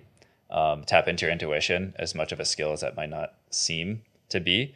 It really is. And the best way that you can do that is get into stillness and just ask yourself like, hey, like, what do I need right now? And, you know, depending on where you are in your journey, I'd even invite you to go further and like maybe explore some energy stuff and look into inner child healing. Because a lot of the times it's like, you don't need that brownie. You don't need that piece of cake. You don't need that, even if it's a healthier processed food. You actually need human connection. You know, so it's all these things that are off of our plate, again, that really affect what ends up going onto our plate and into our mouth. That's huge, man. Yeah. I love that concept of off of the plate. Consistency isn't sexy, man. It's kind of boring. It's learning to master the mundane a little bit, but it's honestly everything. Why do most people fail to stay consistent? They don't believe they're worthy. Yeah, they don't believe they're worthy of becoming healthier, becoming more financially successful, more successful in their business. So it's just not worth it. You know, if you're not worth it, then it's not worth it. So I think that's where a lot of people fall off. We talked about this. Like, I know what I need to do, but for some reason I just don't do it. Or, it's like I can never stay consistent with my health when I'm traveling or when I'm on the road. It's not about that. It's about like defining your own definition of healthy and what that means to you. And I think a lot of it comes down to self-respect. Like, if you think about it, if you don't have a reason, if you have a purpose deficiency, you don't have a reason to wake up early. If you don't have a reason to wake up early, you have no reason to go to bed early. If you don't have a reason to go to bed early, you watch Netflix and you watch a movie and you eat food well past, your eating window, and that affects your sleep. And then you wake up tired, and then you're dependent on caffeine, and then your job is stressful. And then you're trying to do all these things, and it's like you don't audit your lifestyle, and it becomes really hard to understand like the results of your life. And ultimately, if you want to know your limiting beliefs and your fears, like just take a look at your life. It's the accumulation of it all. Today was fun, man. So fun. Mike, where can people find you, man? Instagram is my main platform. Superfood, superhuman, all singular, all one word. Also just launched a brand new website, superfoodsuperhuman.com. It's got my coaching services on there, my self-guided courses, my organic cotton merch line, partnerships for other podcasts or retreats. I mean, ultimately, I'm just trying to help the world be a healthier place, and that's done through a lot of different outlets. But I would say, yeah, Instagram is my main platform. I'm also on TikTok and a little bit on YouTube and Facebook. But for the most part, Instagram is kind of the home base, Superfood Superhuman. I love it, man. Any last minute thoughts that you'd love to share with our community? Respect yourself enough to care about your health, to care about the type of person that you want to be. Take time to sit in stillness, because even when it doesn't feel like the answer and you're scratching for answers and you feel like you can't fix your health issue or figure whatever you're trying to figure out, just sit in stillness. Let the overstimulation from the modern day world dissipate. Get into nature. That's the ultimate medicine, and you will find the answers you're looking for. I love it. Guys, if you enjoyed my conversation with Mike Schmidt today, please rate, review, subscribe, and share with your friends. And remember, nothing changes if nothing changes. Stay on the hunt for who you've not yet become. Till next time. Thanks, guys.